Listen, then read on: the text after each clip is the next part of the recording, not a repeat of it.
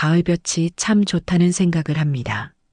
남편과 함께 가꾸는 작은 텃밭의 상추는 이제 뻣뻣해져서 더는 쌈을 싸먹기 어려워졌고 무성하게 자란 깻잎은 여전히 향이 진했어요. 아침 저녁으로 선선한 바람이 불어오면 저는 마당 한쪽에 있는 평상에 앉아 커피를 마시거나 책을 읽는 것으로 하루를 시작하곤 합니다. 남편 이자겸 씨는 저보다 더 부지런해서 제가 눈을 뜰 때쯤이면 벌써 동네 한 바퀴를 산책하고 들어와 마당의 잔디를 살피거나 텃밭에 물을 주고 있지요. 여보, 오늘따라 하늘이 더 높아 보이네. 가을은 가을이야. 남편은 허리를 두드리며 제 옆에 앉아 푸른 하늘을 올려다봤습니다. 자식들 다 키우고 이제 우리 둘만 남은 이 전원 생활이 처음에는 좀 어색하고 심심하기도 했어요. 아들 이도현네가 사는 아파트와는 차로 20분 거리. 그리 멀지 않은 곳이었지만 괜히 아들 내외 생활에 방해가 될까 싶어 저희는 꼭 무슨 일이 있어야만 그 아이들 집에 갔습니다. 그래도 아들 내외는 주말마다 한 번씩은 꼭 들러서 함께 밥을 먹곤 했죠. 그 시간마저 없었다면 아마 이 넓은 집에서 느끼는 외로움이 훨씬 더 컸을지도 모릅니다. 그러게 벌써 추석이 코앞이니 시간이 참 빨라요. 제 말에 남편은 물끄러미 제 얼굴을 보더군요. 올해도 또 그 아이 자기 친정 선물 가지고 한바탕 부산스럽겠구먼. 남편의 말에는 가시가 없었지만 저는 그 말이 무엇을 의미하는지 잘 알고 있었습니다. 며느리 강민아는 자기 친정이라면 아주 끔찍이도 위하는 아이였어요. 물론 자기 부모님 위하는 걸 누가 뭐라고 하겠습니까?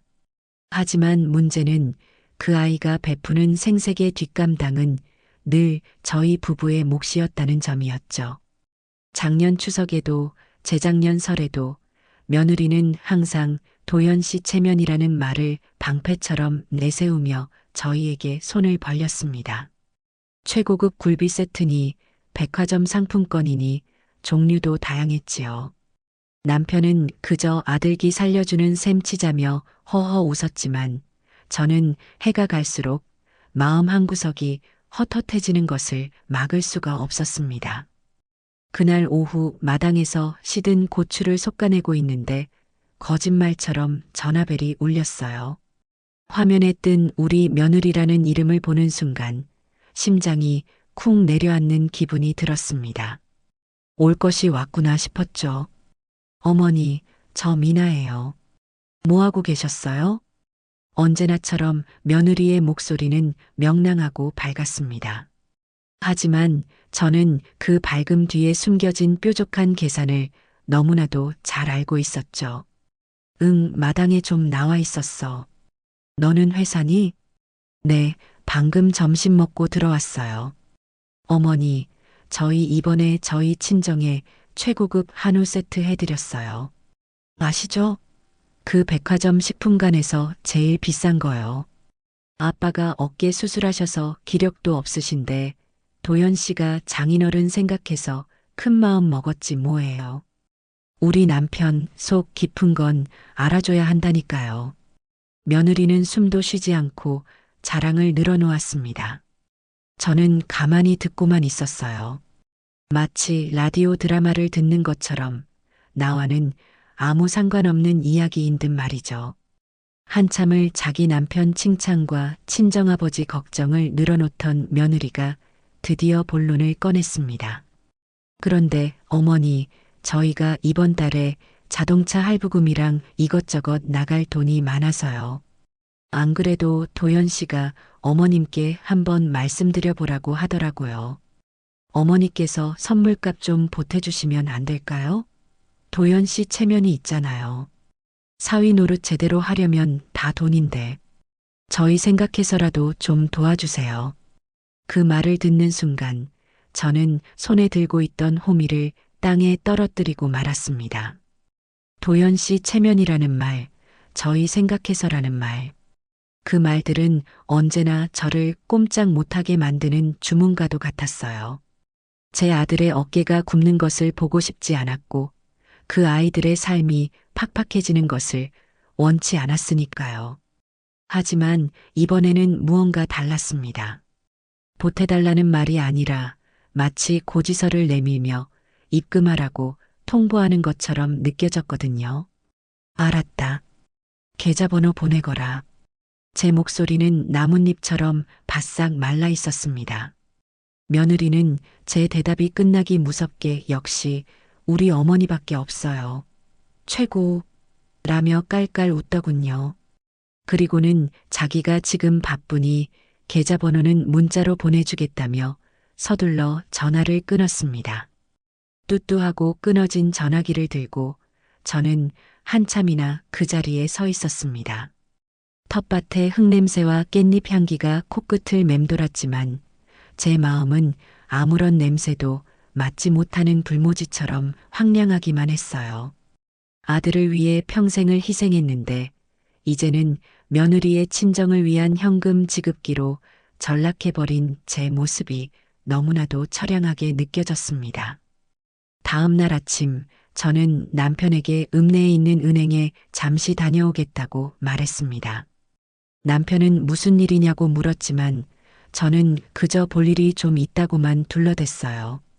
차마 며느리에게 보낼 돈 때문에 간다고는 말할 수가 없었습니다. 남편이 알면 분명 그럴 줄 알았다며 혀를 차면서도 아들 녀석 생각에 속상해할 것이 뻔했기 때문입니다.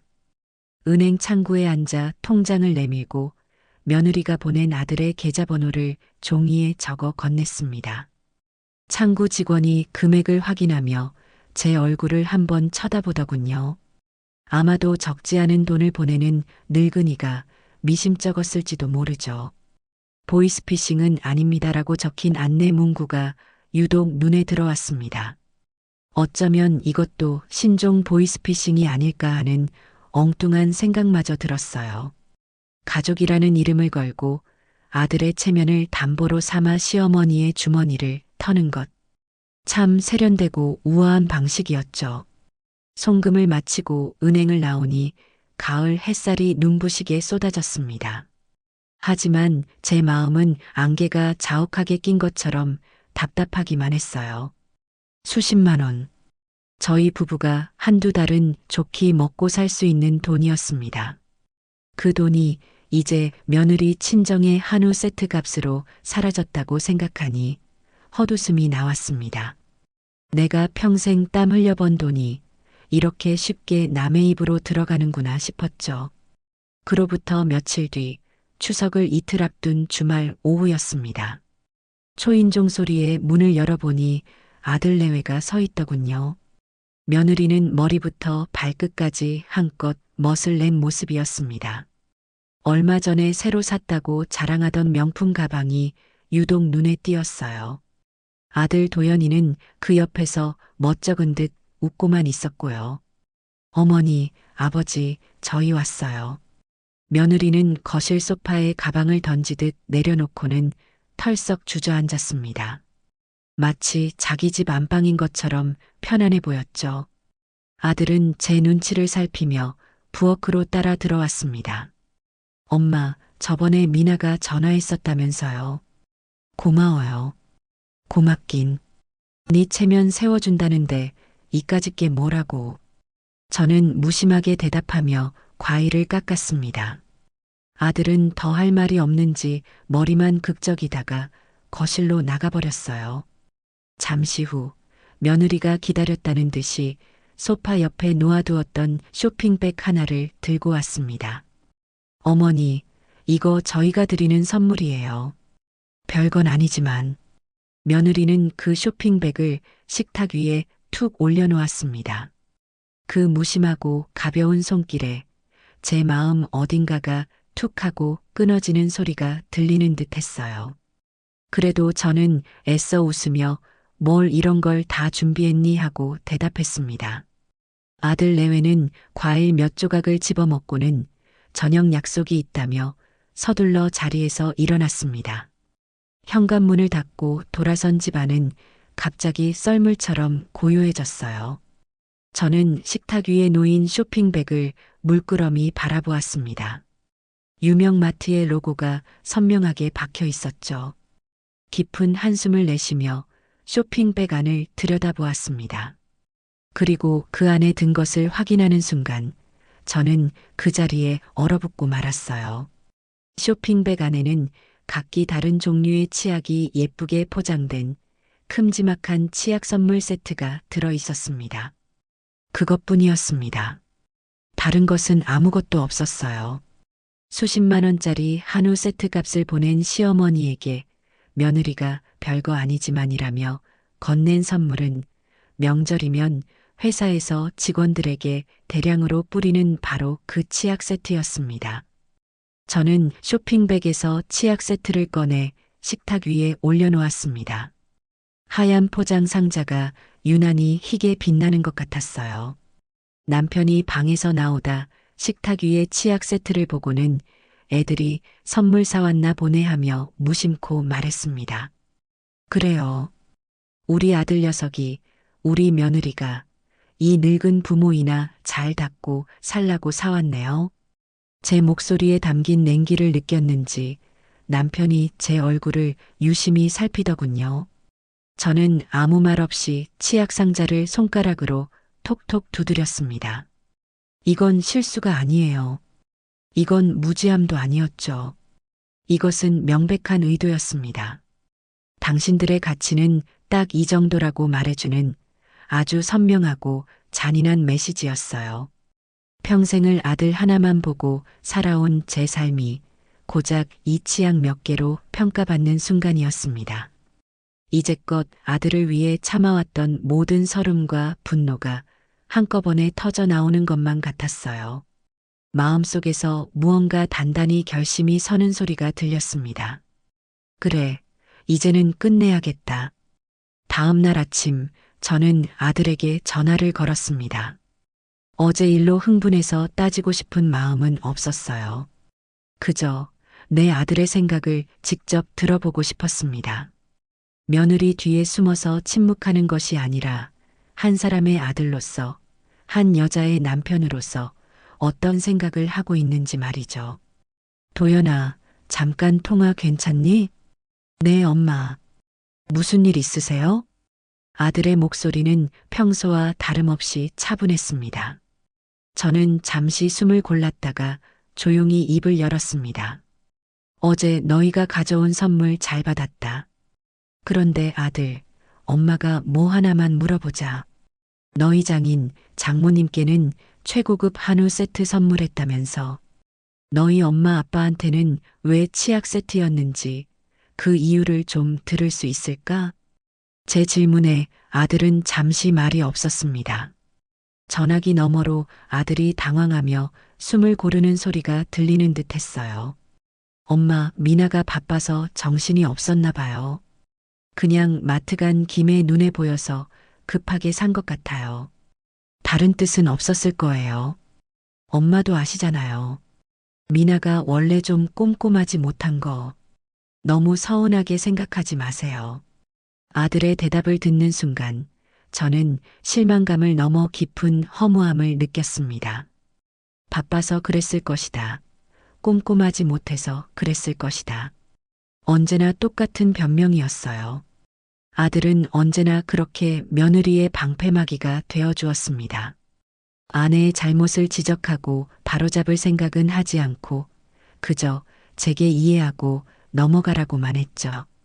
도연아, 바빠서 그랬다는 말은 이제 그만하렴. 너희가 우리에게 마음이 딱 그만큼인 거겠지. 엄마는 이제 다 괜찮다. 그저 네 생각을 듣고 싶었을 뿐이야. 저는 더 말하지 않고 전화를 끊었습니다. 아들이 무슨 생각을 하는지 명확히 알게 되었으니까요. 그 아이는 문제를 해결할 의지가 없었습니다. 그저 이 상황이 시끄럽지 않게 조용히 넘어가기만을 바라고 있었죠. 제 상처받은 마음보다는 아내와의 평화가 더 중요한 아들이었습니다.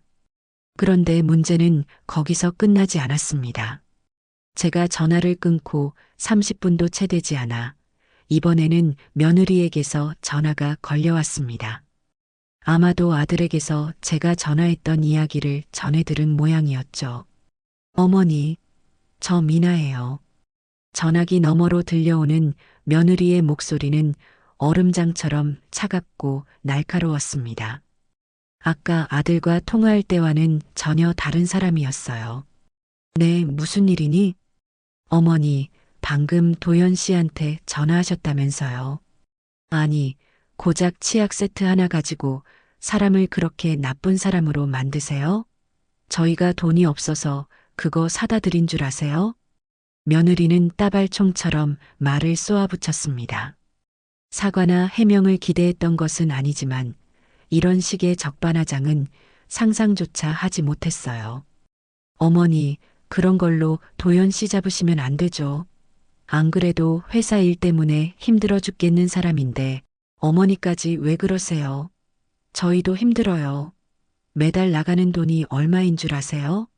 어머니 아버님처럼 편하게 전원주택에서 사시는 분들은 저희 같은 사람들 마음 몰라요. 순간 머리를 한 대 세게 얻어맞은 듯 멍해졌습니다. 편하게 전원주택에서 산다고요? 이 집이, 이 생활이 어떻게 만들어진 것인데 감히 그런 말을 입에 담는단 말인가. 저는 조용히 눈을 감았습니다. 눈을 감자 까마득한 옛일이 어제 일처럼 선명하게 떠올랐습니다. 20년 전 아들 도연이가 미나를 데리고 와서 결혼하겠다고 했을 때 저희 부부는 세상을 다 가진 것처럼 기뻤습니다.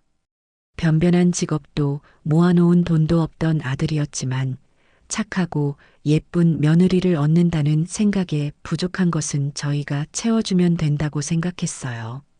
남편의 얼마 안 되는 퇴직금을 깨고 제가 식당 일을 하며 평생 악착같이 모았던 쌈짓돈까지 전부 털었습니다. 그것도 모자라 친정 부모님이 물려주신 작은 밭대기 땅까지 팔아치웠죠. 그렇게 마련한 돈으로 아들 내외의 신혼집 전세금을 마련해주고 결혼식 비용까지 전부 대주었습니다. 저희는 그때부터 지금 사는 이 작은 집에서 월세살이를 시작했어요. 나중에 아들이 번듯하게 자리 잡으면 그때 가서 우리 집을 마련하면 된다고 그렇게 서로를 위로하면서요. 아들 내외가 번듯한 아파트에서 신혼생활을 시작할 때 저희 부부는 추운 겨울 연탄을 갈며 기뻐했습니다. 내 아들이 따뜻한 곳에서 발 뻗고 잘 수 있다는 생각만으로도 행복했어요. 그 기억들이 파노라마처럼 머릿속을 스쳐 지나갔습니다. 우리의 희생과 눈물로 만들어진 너희의 편안한 삶인데 이제 와서 저희에게 편하게 산다고 손가락질하는 며느리의 목소리를 듣고 있자니 가슴속에서 무언가 뜨거운 것이 울컥 치밀어 올랐습니다. 그래, 너희는 힘들겠지. 우리는 편하게 살아서 미안하구나. 저는 그 말만 남기고 조용히 전화를 끊었습니다. 더 이상 대화를 이어갈 필요도 이유도 없었습니다. 제 평생의 헌신과 사랑이 완벽하게 부정당하는 순간이었어요. 이제는 정말 아들을 위해서가 아니라 남편과 나 자신을 위해서 살아야 할 때라는 것을 뼈저리게 깨달았습니다. 그날 밤 저는 잠을 한숨도 자지 못했습니다. 옆에서 남편은 아무것도 모른 채 깊이 잠들어 있었지만 저는 뜬 눈으로 밤을 새우며 수많은 생각을 했습니다. 억울하고 분한 마음도 컸지만 그보다는 앞으로 어떻게 살아야 할 것인가에 대한 고민이 더 깊었어요. 그리고 동틀 무렵 저는 마침내 결심을 굳혔습니다. 아침 식사를 마친 뒤 남편이 산책을 나간 틈을 타 저는 조용히 전화기를 들었습니다. 손가락이 미세하게 떨렸지만 마음은 이상할 정도로 차분했어요. 인터넷으로 미리 찾아두었던 동네 부동산의 전화번호를 눌렀습니다. 네, 행복 부동산입니다. 사장님, 안녕하세요. 저기 마을회관 근처에 있는 빨간 지붕 단독주택에 사는 사람인데요. 아, 네 어르신. 안녕하세요. 무슨 일로 전화 주셨어요? 부동산 사장은 저를 기억하는 듯 반갑게 인사했습니다. 저는 잠시 숨을 고르고 제 인생을 바꾸게 될 한마디를 내뱉었습니다. 저기, 우리 집 좀 내놓으려고 하는데요. 시세가 얼마나 하나요? 전화기 너머의 사장이 잠시 침묵하는 것이 느껴졌습니다. 아마도 제가 집을 팔 거라고는 전혀 예상하지 못했겠죠. 그는 곧 평정심을 되찾고는 어르신, 갑자기 무슨 일이세요? 아드님이랑은 상의가 되신 거고요? 하고 조심스럽게 물었습니다. 아니요. 이건 우리 집이니까 우리 부부가 결정할 일이에요. 일단 시세나 좀 알아봐 주세요. 저는 단호하게 말했습니다. 더 이상 아들의 의견을 묻거나 며느리의 눈치를 볼 필요가 없었어요. 이 집은 남편과 제가 평생을 바쳐 이룬 저희의 재산이니까요. 부동산 사장은 알겠다며 조만간 연락을 주겠다고 하고 전화를 끊었습니다. 전화기를 내려놓는 순간 마치 무거운 짐을 내려놓은 것처럼 어깨가 가벼워지는 기분이 들었습니다. 산책을 마치고 돌아온 남편은 제 얼굴을 보더니 어디 안 좋은 일 있어? 안색이 안 좋아 보여 하고 물었습니다. 저는 애써 웃으며 남편의 어깨를 토닥였습니다. 아니에요. 그냥 잠을 좀 설쳤나 봐요. 여보, 우리가 이 집에서 얼마나 살았죠? 글쎄, 도연이 장가 보내고 월세살이 전전하다가 여기 들어온 게 벌써 15년은 넘었지. 왜 갑자기 그런 걸 물어봐? 그냥요. 15년이나 살았는데 이제 좀 편하게 살아도 되지 않을까요?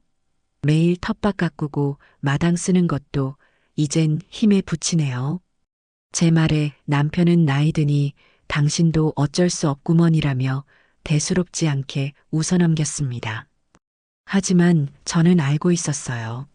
남편 역시 해가 갈수록 넓은 집을 관리하는 것을 힘들어했다는 것을요. 저는 남편의 마음속에도 작은 변화의 씨앗을 심어두고 싶었습니다. 그리고 그날 오후 제 결심에 마지막 쐐기를 박는 사건이 일어났습니다. 또다시 며느리에게서 전화가 온 것이었죠. 며칠 전의 싸움은 까맣게 잊어버린 듯 며느리의 목소리는 다시 원래의 명랑함을 되찾아 있었습니다. 어머니, 주말 잘 보내셨어요? 다름이 아니라 제가 의논드릴 게 있어서요. 무슨 일이니? 저희 차가 너무 낡았잖아요. 제 친구들은 다 좋은 수입차 끌고 다니는데 저만 너무 초라한 것 같아서요. 그래서 이번에 도연 씨랑 큰 마음 먹고 차를 바꾸기로 했어요. 저는 아무 말 없이 듣고만 있었습니다. 또 무슨 말을 하려는지 이미 짐작이 갔기 때문입니다.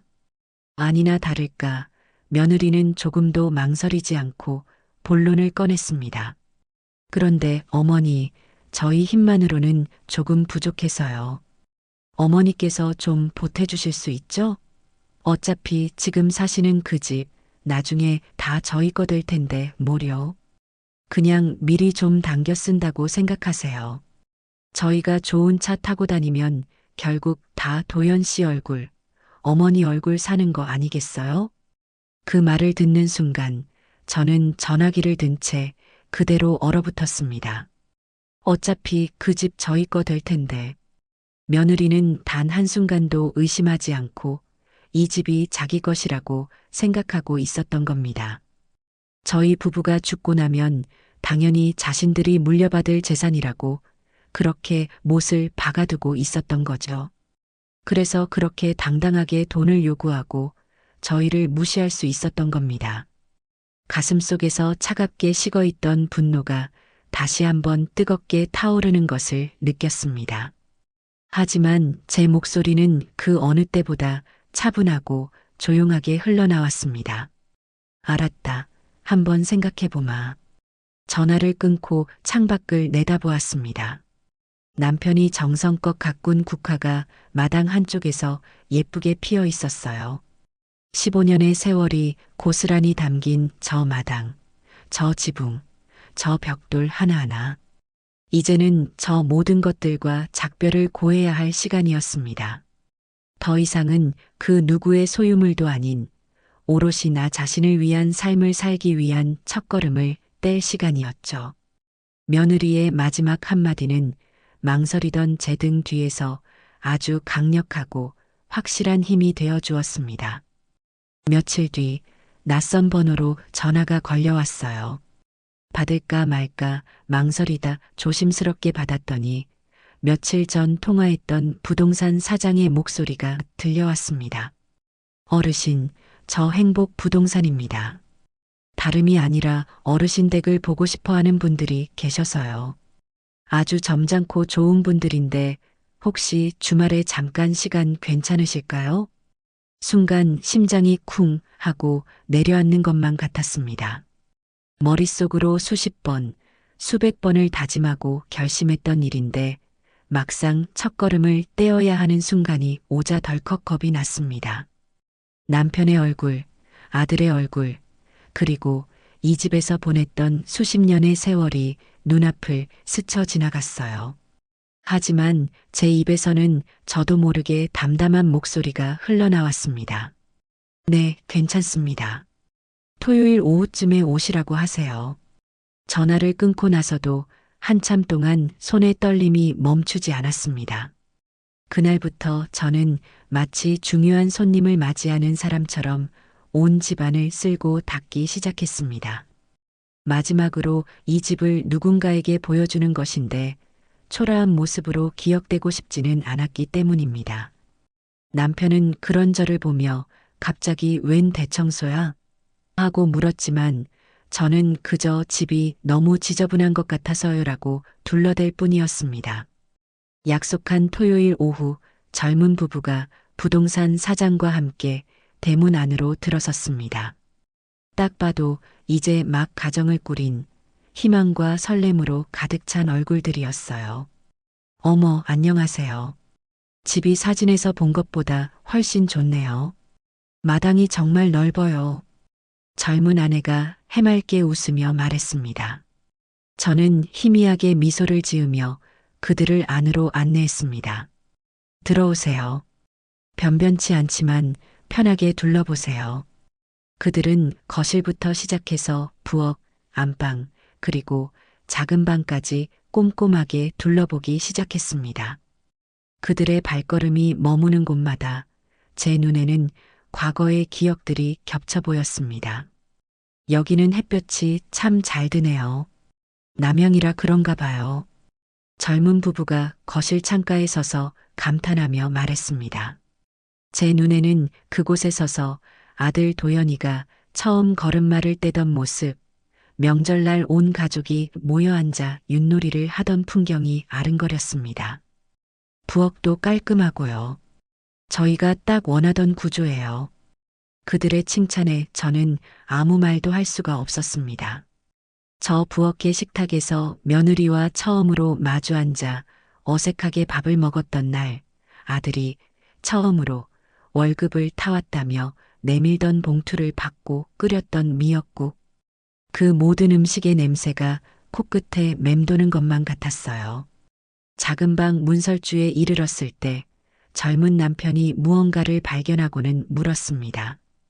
어르신, 여기 기둥에 그어진 금들은 뭐예요? 아, 저희 아들 어릴 때요. 키 잰다고 매년 생일마다 그어놓은 흔적이에요. 저기 제일 위에 있는 게 20살 때 키죠. 다 컸다고 생각했는데 군대 다녀오니 저것보다 더 커서 왔더라고요. 제 목소리는 저도 모르게 촉촉하게 젖어들고 있었습니다.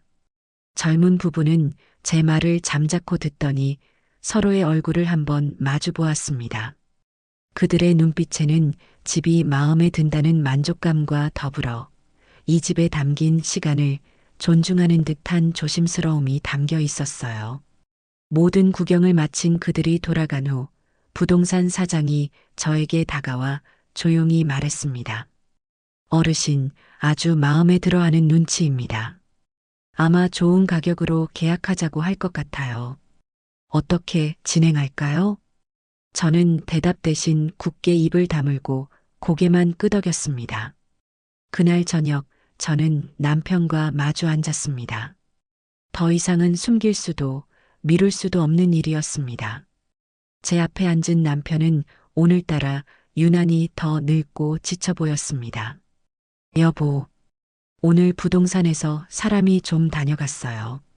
우리 집을 사고 싶다는 사람들이.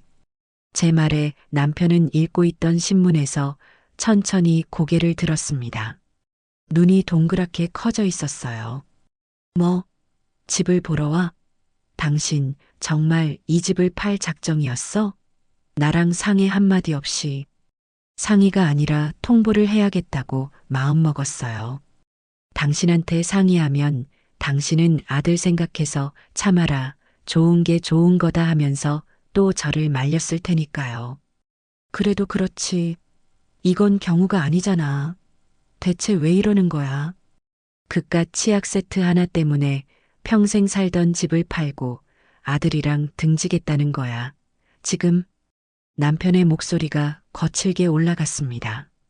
저는 그런 남편을 차분하게 바라보며 입을 열었습니다. 치약 세트 때문만이라고 생각하세요? 그건 그냥 마지막 신호였을 뿐이에요. 여보, 잘 생각해 보세요. 미나가 우리한테 어떻게 했는지. 도연이 결혼할 때 우리 가진 돈 전부 털어서 아파트 전세 얻어줬죠.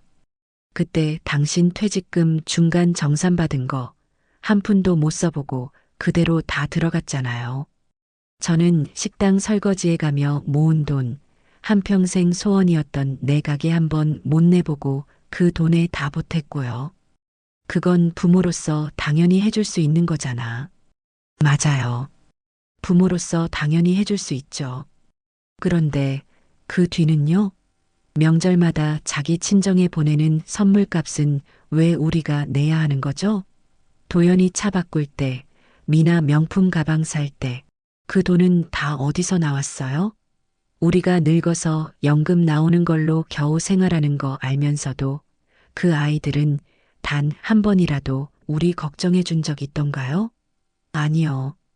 그 아이들에게 우리는 그저 필요할 때 돈 빼쓰는 통장이었을 뿐이에요. 제 말에 남편은 아무 대답도 하지 못했습니다. 제가 쏟아내는 말들이 전부 사실이었기 때문입니다. 그리고 미나가 그랬어요. 어차피 이 집 나중에 다 자기들 거 될 텐데 뭐가 문제냐고요. 미리 당겨 쓰는 셈 치라고요. 여보, 그 아이는 우리가 빨리 죽어서 이 집을 차지할 날만 기다리고 있는지도 몰라요. 그런 애를 위해서 우리가 왜 더 희생해야 하죠? 마침내 눈물이 터져 나왔습니다. 지난 수년간 쌓아왔던 서름과 분노가 한꺼번에 터져 나오는 것만 같았어요.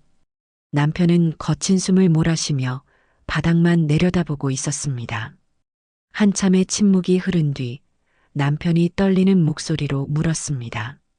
그래서 앞으로 어쩔 셈인데, 집 팔고 나면 우리는 어디 가서 살 건데. 저는 눈물을 닦고 안방 서랍에서 고이 접어두었던 늘봄타운 안내 책자를 꺼내 남편 앞에 펼쳐 보였습니다. 여기요. 우리 이제 이런 데 가서 살아요. 남편의 눈이 팸플릿의 화려한 사진들 위를 천천히 훑었습니다. 깨끗한 식당, 넓은 수영장, 다양한 취미 활동을 즐기는 노인들의 환한 얼굴. 이런 데는 비싸지 않아? 우리가 이 집 한 돈이면 여기서 평생 걱정 없이 살 수 있어요. 삼시세끼 밥 해주지, 청소해주지, 아프면 바로 옆에 병원도 있지. 더 이상 텃밭 가꾸느라 허리 아플 일도 없고 추운 겨울 보일러 값 걱정할 필요도 없어요. 당신은 좋아하는 등산 동호회 나가서 실컷 산에 다니고 나는 그동안 배우고 싶었던 그림 배우러 다닐 거예요. 우리 이제라도 우리 자신을 위해서 살아봐요. 네. 남편은 한참이나 말없이 팸플릿을 뒤적였습니다. 그리고 마침내 저를 보며 아주 작게 고개를 끄덕였습니다. 그 눈에는 체념과 미안함, 그리고 아주 작은 기대감이 뒤섞여 있었습니다. 그날 밤 저희 부부는 처음으로 아들이 아닌 우리 두 사람의 미래에 대해 이야기했습니다. 조금은 두렵고 조금은 설레는 그런 밤이었어요. 이삿날 아침은 거짓말처럼 맑았습니다. 동이 트기도 전부터 잠에서 깬 저는 마지막으로 이 집의 공기를 한 번이라도 더 마시고 싶은 마음에 조용히 집 안을 거닐었습니다. 이삿짐 센터 직원들이 도착하자 집은 순식간에 어수선해졌습니다. 이거 옮깁니다. 조심하세요. 하는 외침과 함께 저희 부부의 시간이 담긴 물건들이 하나둘씩 집 밖으로 실려 나갔습니다. 남편은 묵묵히 이사 과정을 지켜볼 뿐 말이 없었습니다. 저는 남편이 아끼던 낡은 서재 의자가 들려나갈 때 그의 눈시울이 살짝 붉어지는 것을 보았어요. 저 역시 마찬가지였습니다. 며느리가 시집 오던 날 처음으로 이불을 깔았던 안방 장롱이 아들이 군대 가던 날 아침 마지막으로 밥을 먹었던 식탁이 저희의 기억과 함께 집 밖으로 사라지는 것을 보며 가슴 한쪽이 뻥 뚫리는 기분이었습니다. 사모님, 이 앨범 상자는 어떻게 할까요? 워낙 무거워서요. 젊은 직원이 땀을 뻘뻘 흘리며 물었습니다. 상자 안에는 도연이가 태어났을 때부터 시작된 저희 가족의 역사가 빼곡하게 담겨 있었어요. 아, 그건 제가 직접 챙길게요. 아주 중요한 거라서요. 저는 상자를 받아들고 조심스럽게 마루 한쪽에 내려놓았습니다. 이 기억들만은, 이 시간들만은 온전히 제 손으로 챙겨가고 싶었습니다. 마침내 마지막 짐을 실은 트럭이 떠나고 집 안에는 휑한 정적만이 남았습니다. 남편과 저는 텅 빈 거실 한가운데에 서서 사방을 둘러보았습니다. 벽에 걸려있던 가족사진 액자 자국만이 이곳에 누군가 살았다는 흔적을 희미하게 보여주고 있었어요. 가자, 이제. 남편이 제 어깨를 감싸며 나지막이 말했습니다. 저는 고개를 끄덕이며 마지막으로 집을 돌아보았습니다. 고마웠다. 그리고 미안했다. 마음속으로 소리 없는 작별 인사를 건네고 저는 미련 없이 현관문을 나섰습니다. 철컥하고 문을 잠그는 순간 제 인생의 일부가 완전히 끝났다는 것을 실감했습니다. 저희는 늘봄타운으로 바로 들어가지 않고 근처 식당에서 점심을 먹고 가기로 했습니다. 막자리에 앉아 물을 한 모금 마시는데 아들에게서 전화가 걸려왔습니다. 심장이 철렁 내려앉았지만 저는 애써 태어난 척 전화를 받았습니다. 엄마 어디세요? 저희 지금 엄마네 집 근처인데 밥이나 같이 먹을까 하고요. 지금은 밖에 나왔는데. 무슨 일이니? 아니, 별일은 아니고요. 미나가 어제 백화점 간 김에 어머니 아버지 옷 좀 샀다고 해서요. 전해드릴 겸 얼굴도 뵐까 하고요. 저희 지금 집 앞으로 거의 다 왔어요. 그 순간 전화기 너머로 며느리의 높은 목소리가 들려왔습니다. 어머니, 저희 다 왔어요. 근데 대문이 왜 활짝 열려 있지? 어머, 마당에 저 쓰레기들은 다 뭐예요? 어머니, 집안에 누가 도둑이라도 든 거 아니에요? 다급한 목소리에 이어 잠시 숨막히는 정적이 흘렀습니다. 그리고 곧 제 고막을 찢을 듯한 며느리의 비명이 터져 나왔습니다. 어머니, 이게 다 뭐예요? 집이 텅 비었잖아요. 이게 무슨 일이에요? 어머니, 지금 제정신이세요? 저희한테 말 한마디 없이 어떻게 집을 팔 수가 있어요? 미쳤어요? 늙으면 다 이렇게 앞뒤가 꽉 막히는 거예요? 노망 나셨냐고요? 며느리는 이성을 완전히 잃고 전화기에 대고 악을 썼습니다. 평소 교양 있고 우아한 척하던 모습은 온데간데 없고 시장 바닥의 장사치보다 더 거친 말들을 쏟아냈어요. 제 옆에 앉은 남편의 얼굴은 사색이 되어 굳어 있었습니다. 저는 그런 남편의 손을 한번 꾹 잡아주고는 최대한 차분하고 냉정한 목소리를 쥐어짰습니다. 미나야, 제 목소리에 며느리가 잠시 숨을 고르는 것이 느껴졌습니다. 너는 지금까지 단 한 번이라도 이 집이 내 집이라고 생각해 본 적이 있니? 아니지. 너는 처음부터 이 집을 네 집이라고, 너희 부부의 것이라고 생각했잖니.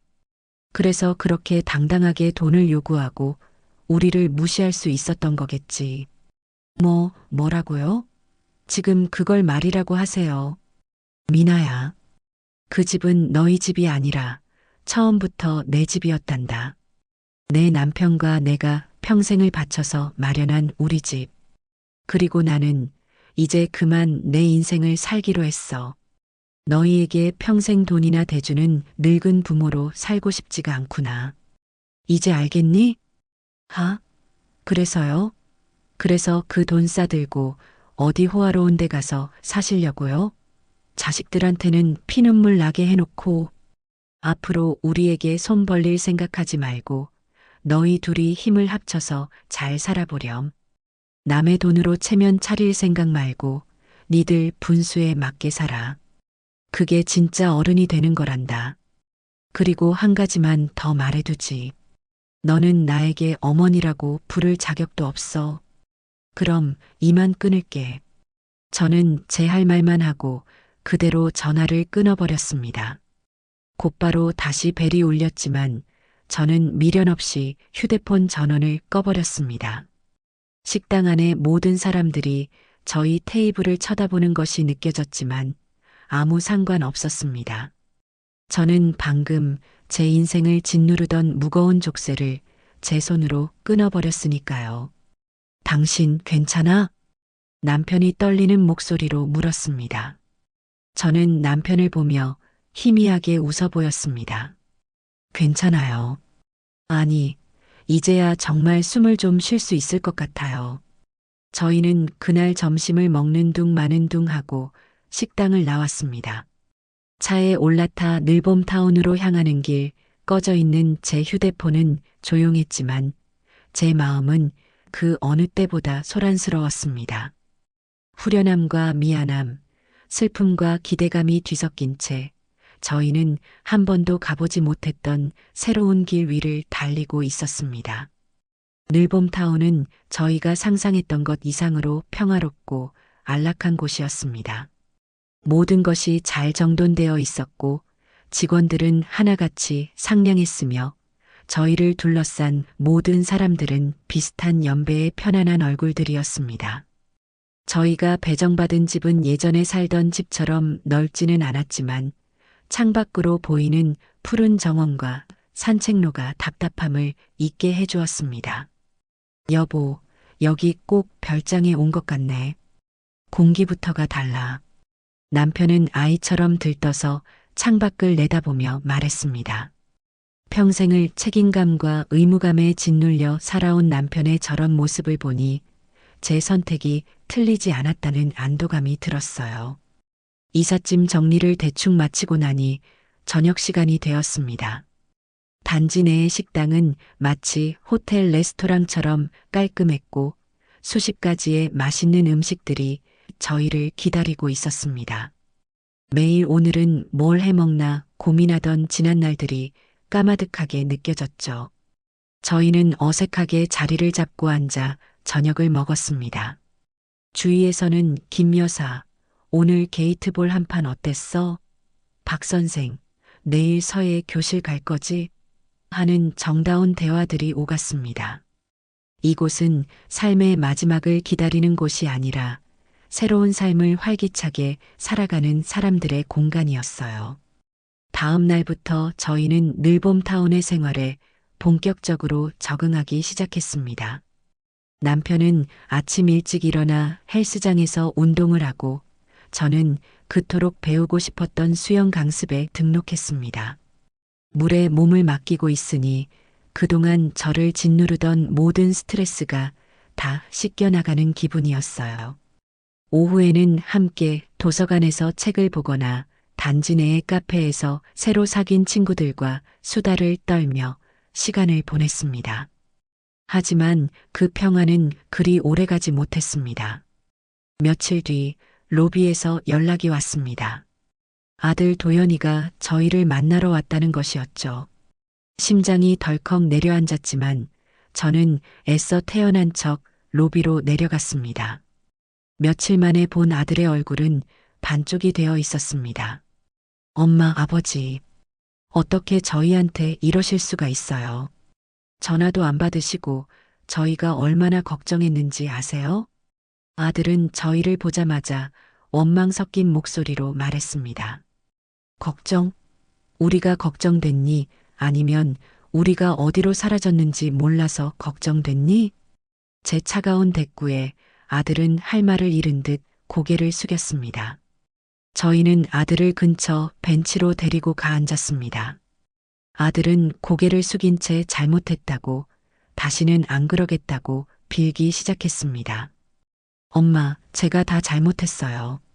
미나도 지금 집에서 매일 울면서 반성하고 있어요. 자기가 생각이 짧았다고, 어머니한테 정말 죽을 죄를 지었다고 해요. 제발 집 계약 무르고 다시 예전처럼 함께 살면 안 될까요?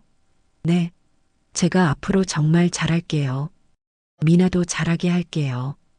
저는 아들의 말을 가만히 듣고 있었습니다. 아들의 눈물에는 진심이 담겨 있는 것 같기도 했지만 어딘지 모르게 절박한 무언가가 느껴졌어요. 도연아, 제가 조용히 부르자 아들이 눈물 젖은 얼굴을 들었습니다. 엄마, 눈 똑바로 보고 솔직하게 말해보렴. 지금 우리 부모님이 걱정되어서 이러는 거니, 아니면 우리가 집 한 돈 가지고 이렇게 좋은 데서 편하게 사는 게 걱정되어서 이러는 거니? 너희가 마음대로 쓸 수 있는 돈이 사라져서 초조한 건 아니고? 제 전곡을 찌르는 질문에 아들의 얼굴이 하얗게 굳어졌습니다. 마치 속마음을 전부 들켜버린 사람처럼 당황한 기색이 역력했어요. 아들은 입술만 달싹일 뿐 아무 대답도 하지 못했습니다. 그 침묵이 바로 제가 듣고 싶었던 대답이었습니다. 돌아가거라. 그리고 네 아내랑 마주 앉아서 앞으로 어떻게 먹고 살 건지 진지하게 의논부터 해. 언제까지 엄마 아빠 등골 빼먹으면서 살 수는 없는 거잖니.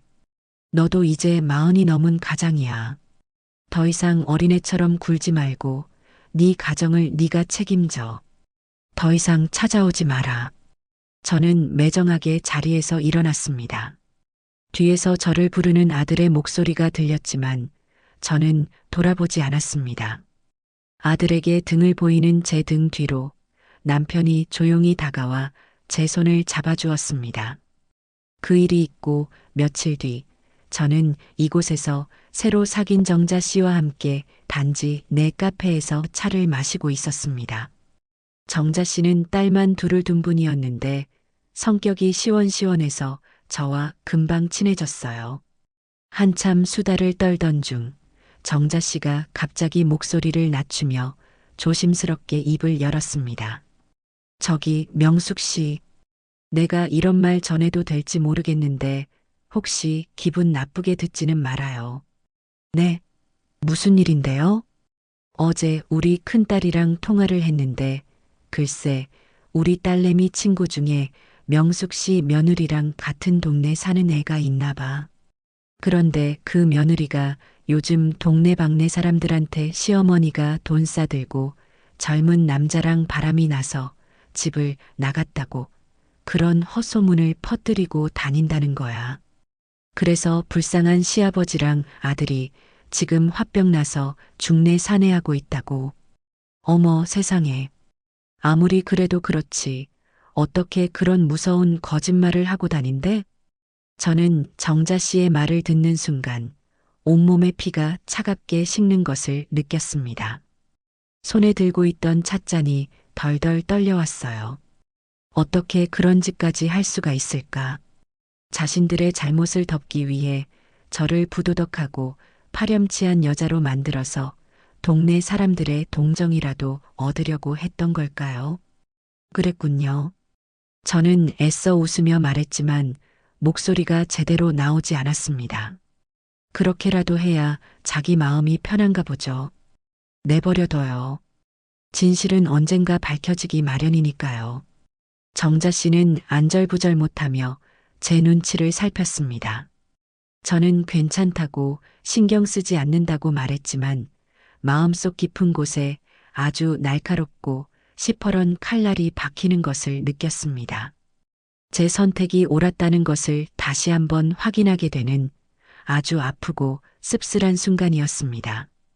저희 부부가 늘봄타운에서 새로운 인간관계와 취미를 만들어가며 하루하루를 채워나가는 동안 아들 내외의 세계는 빠른 속도로 무너져 내리고 있었습니다. 나중에 아들에게 들어서 알게 된 사실이지만 그 아이들은 저희 집을 당연한 자신들의 미래, 자산으로 여기고 있었다고 해요. 그래서 월급만으로는 감당하기 어려운 소비를 마이너스 통장이나 카드로 해결하는 것에 익숙해져 있었던 겁니다. 나중에 집 받으면 다 갚으면 되지 않은 아니란 생각이었던 거죠. 하지만 저희가 집을 팔아버리자 그들의 안일한 계획은 산산조각이 났습니다. 당장 다음 달부터 날아오는 카드 고지서와 마이너스 통장의 이자가 현실적인 공포로 다가왔습니다. 며느리가 노래를 부르던 수입차는커녕 아파트 관리비를 걱정해야 할 처지가 된 겁니다. 경제적인 압박은 곧바로 부부 사이의 관계로 번졌습니다. 예전에는 우리 엄마, 우리 아버지라는 공동의 적을 향해 똘똘 뭉쳤던 그들이었지만 이제는 서로에게 날카로운 칼날을 겨누기 시작했습니다. 하루가 멀다 하고 돈 문제로 싸웠다고 해요. 어느 날 저녁 며느리가 관리비 고지서를 내던지며 또다시 신경질을 냈다고 합니다.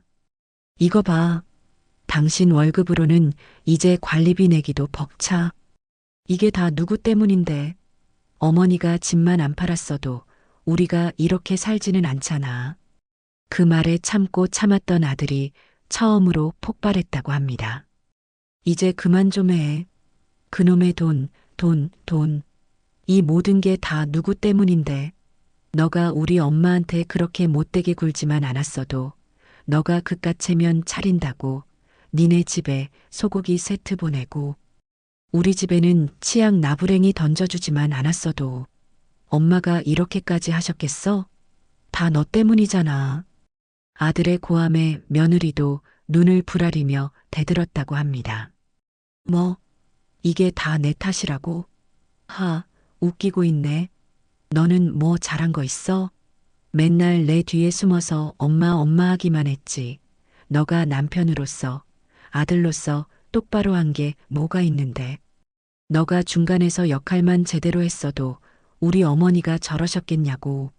결국 다 너처럼 못난 아들 둔 우리 어머니 잘못이고 너처럼 무능한 남자 믿은 내 잘못이야. 서로에게 차마 입에 담지 못할 말들을 퍼부으며 벌어진 싸움은 걷잡을 수 없이 커졌습니다. 서로의 탓을 하며 상처를 후벼 파는 동안 그들의 결혼 생활은 바닥부터 썩어 들어가고 있었습니다. 엎친 데 덮친 격으로 며느리가 하늘처럼 믿고 따르던 친정까지 며느리에게 등을 돌리기 시작했습니다. 며느리의 친정 부모님은 저희가 집을 팔았다는 소식을 듣고는 당연히 아들 내외에게 상당한 유산이 돌아갔을 거라고 굳게 믿고 있었던 모양이에요. 하지만 아무것도 받은 것이 없다는 사실을 알게 되자 며느리를 대하는 태도가 180도 달라졌습니다. 아니, 사돈 어른들이 어떻게 너희한테 한 푼도 안 주실 수가 있단 말이냐? 넌 대체 그동안 시집살이를 어떻게 한 거니? 그 똑똑하던 애가 시집가서 바보가 됐나? 그 집 재산 하나 제대로 못 받아오고. 친정 부모님의 차가운 질책에 며느리는 하늘이 무너지는 것 같은 충격을 받았다고 합니다. 언제나 자기 편이라고 믿었던 마지막 보루마저 자신을 비난하자 며느리는 세상에 자기 혼자만 남겨진 것 같은 깊은 고립감에 빠졌다고 해요. 그 모든 사실을 저는 한참 뒤에야 알게 되었습니다. 그때의 저는 그저 남편과 함께 하루하루를 평온하게 보내는 것에만 집중하고 있었어요.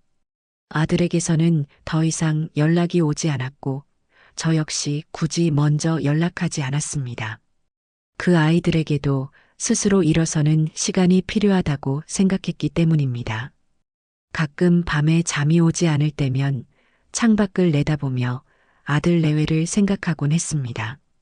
괘씸하고 밉다가도 한편으로는 안쓰러운 마음이 드는 것은 어쩔 수 없는 어미의 마음이겠지요. 하지만 저는 더 이상 그들의 삶에 직접 뛰어들지 않기로 다짐했습니다. 폭풍이 몰아치는 바다에서 허우적거리는 배를 그저 멀리서 지켜보는 등대지기처럼 저는 제자리에서 제 빛을 지키고 서 있을 뿐이었습니다. 그들이 스스로의 힘으로 폭풍을 헤쳐나오고 무사히 항구로 돌아오기를 바라는 마음으로 말입니다. 늘봄타운에서의 생활은 제게 잃어버렸던 청춘을 되돌려주는 듯 했습니다. 남편과 저는 매일 아침 함께 산책을 했고, 저는 수영과 그림 교실에, 남편은 서예와 게이트볼 클럽에 나가며 각자의 시간을 즐겼어요. 저녁이면 새로 사귄 좋은 이웃들과 함께 식사를 하고 담소를 나누었죠. 자식 걱정, 돈 걱정, 밥 걱정 없이 오롯이 우리 두 사람만을 위해 시간을 쓰는 것이 이렇게 행복한 일인 줄 예전에는 미처 몰랐습니다. 남편의 얼굴에는 하루가 다르게 웃음꽃이 피어났고 제 마음에도 잔잔한 평화가 자리 잡기 시작했어요. 사건이 일어난 것은 완벽하게 맑은 가을날 오후였습니다. 그날은 단지 내에서 열리는 작은 노래자랑 대회가 있는 날이었어요. 남편은 쑥스러워하면서도 제 등살에 못 이겨 참여하기로 했고 연습까지 제법 열심히 했습니다. 여보, 나 떨려서 못하겠어. 그냥 지금이라도 안 한다고 할까? 무슨 소리예요? 연습할 땐 아주 가수처럼 잘하더니 그냥 하던 대로만 해요. 내가 제일 앞에서 목청껏 응원할 테니까. 저는 남편의 옷매무새를 다듬어주며 용기를 북돋아 주었습니다. 남편은 젊었을 때부터 노래를 곧잘 했어요. 아들 도연이도 그런 아빠를 닮아 음감이 좋았죠. 남편이 무대에 올라 조용필의 허공을 부르기 시작했을 때 저는 소녀처럼 가슴이 뛰었습니다. 세월의 목소리는 조금 쉬었지만 여전히 듣기 좋은 중저음이 강당을 가득 메웠습니다. 저는 준비해간 작은 플래카드를 흔들며 이자겸 멋있다 하고 외쳤어요. 남편은 저를 보고 쑥스러운 듯 웃어 보였습니다.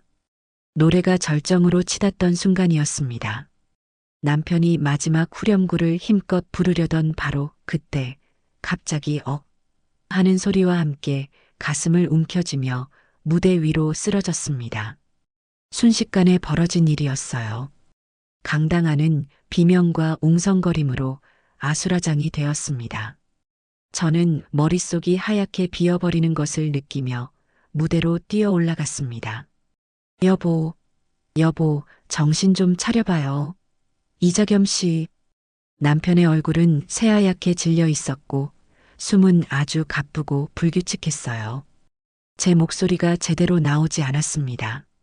주변에서 누군가 119에 신고하는 소리, 응급처치를 해야 한다고 외치는 소리가 멀리서 들려오는 것만 같았어요. 저는 그저 남편의 손을 붙잡고 여보, 안 돼. 라고 외치는 것밖에는 할 수가 없었습니다. 몇 분이 몇 시간처럼 느껴지는 지옥 같은 시간이 흐르고 구급대원들이 도착해 남편을 들것에 싣고 밖으로 달려나갔습니다. 저는 넋이 나간 사람처럼 그 뒤를 따라 달렸어요. 구급차에 올라타는 순간까지도 저는 이것이 현실이라는 것을 믿을 수가 없었습니다. 구급차가 요란한 소리를 내며 병원으로 향하는 동안 저는 남편의 손을 잡고 계속해서 말을 걸었습니다. 여보, 나 여기 있어. 괜찮아, 괜찮을 거야. 병원 거의 다 왔대. 하지만 남편은 아무 대답 없이 거친 숨만 몰아쉬고 있었어요. 응급실에 도착하자마 CJA 남편은 수많은 의료진에게 둘러싸여 어디론가 급하게 옮겨졌습니다. 저는 그저 복도에 선 채 닫히는 응급실 문만 멍하니 바라봐야 했어요. 잠시 후 의사 한 분이 제게 다가와 말했습니다. 보호자분 되십니까? 환자분, 급성 심근경색입니다. 심장으로 가는 혈관이 막혔어요. 지금 당장 수술하지 않으면 아주 위험합니다. 수술이요? 그럼 우리 영감 살 수는 있는 건가요? 최선을 다할 겁니다. 하지만 시간이 없어요.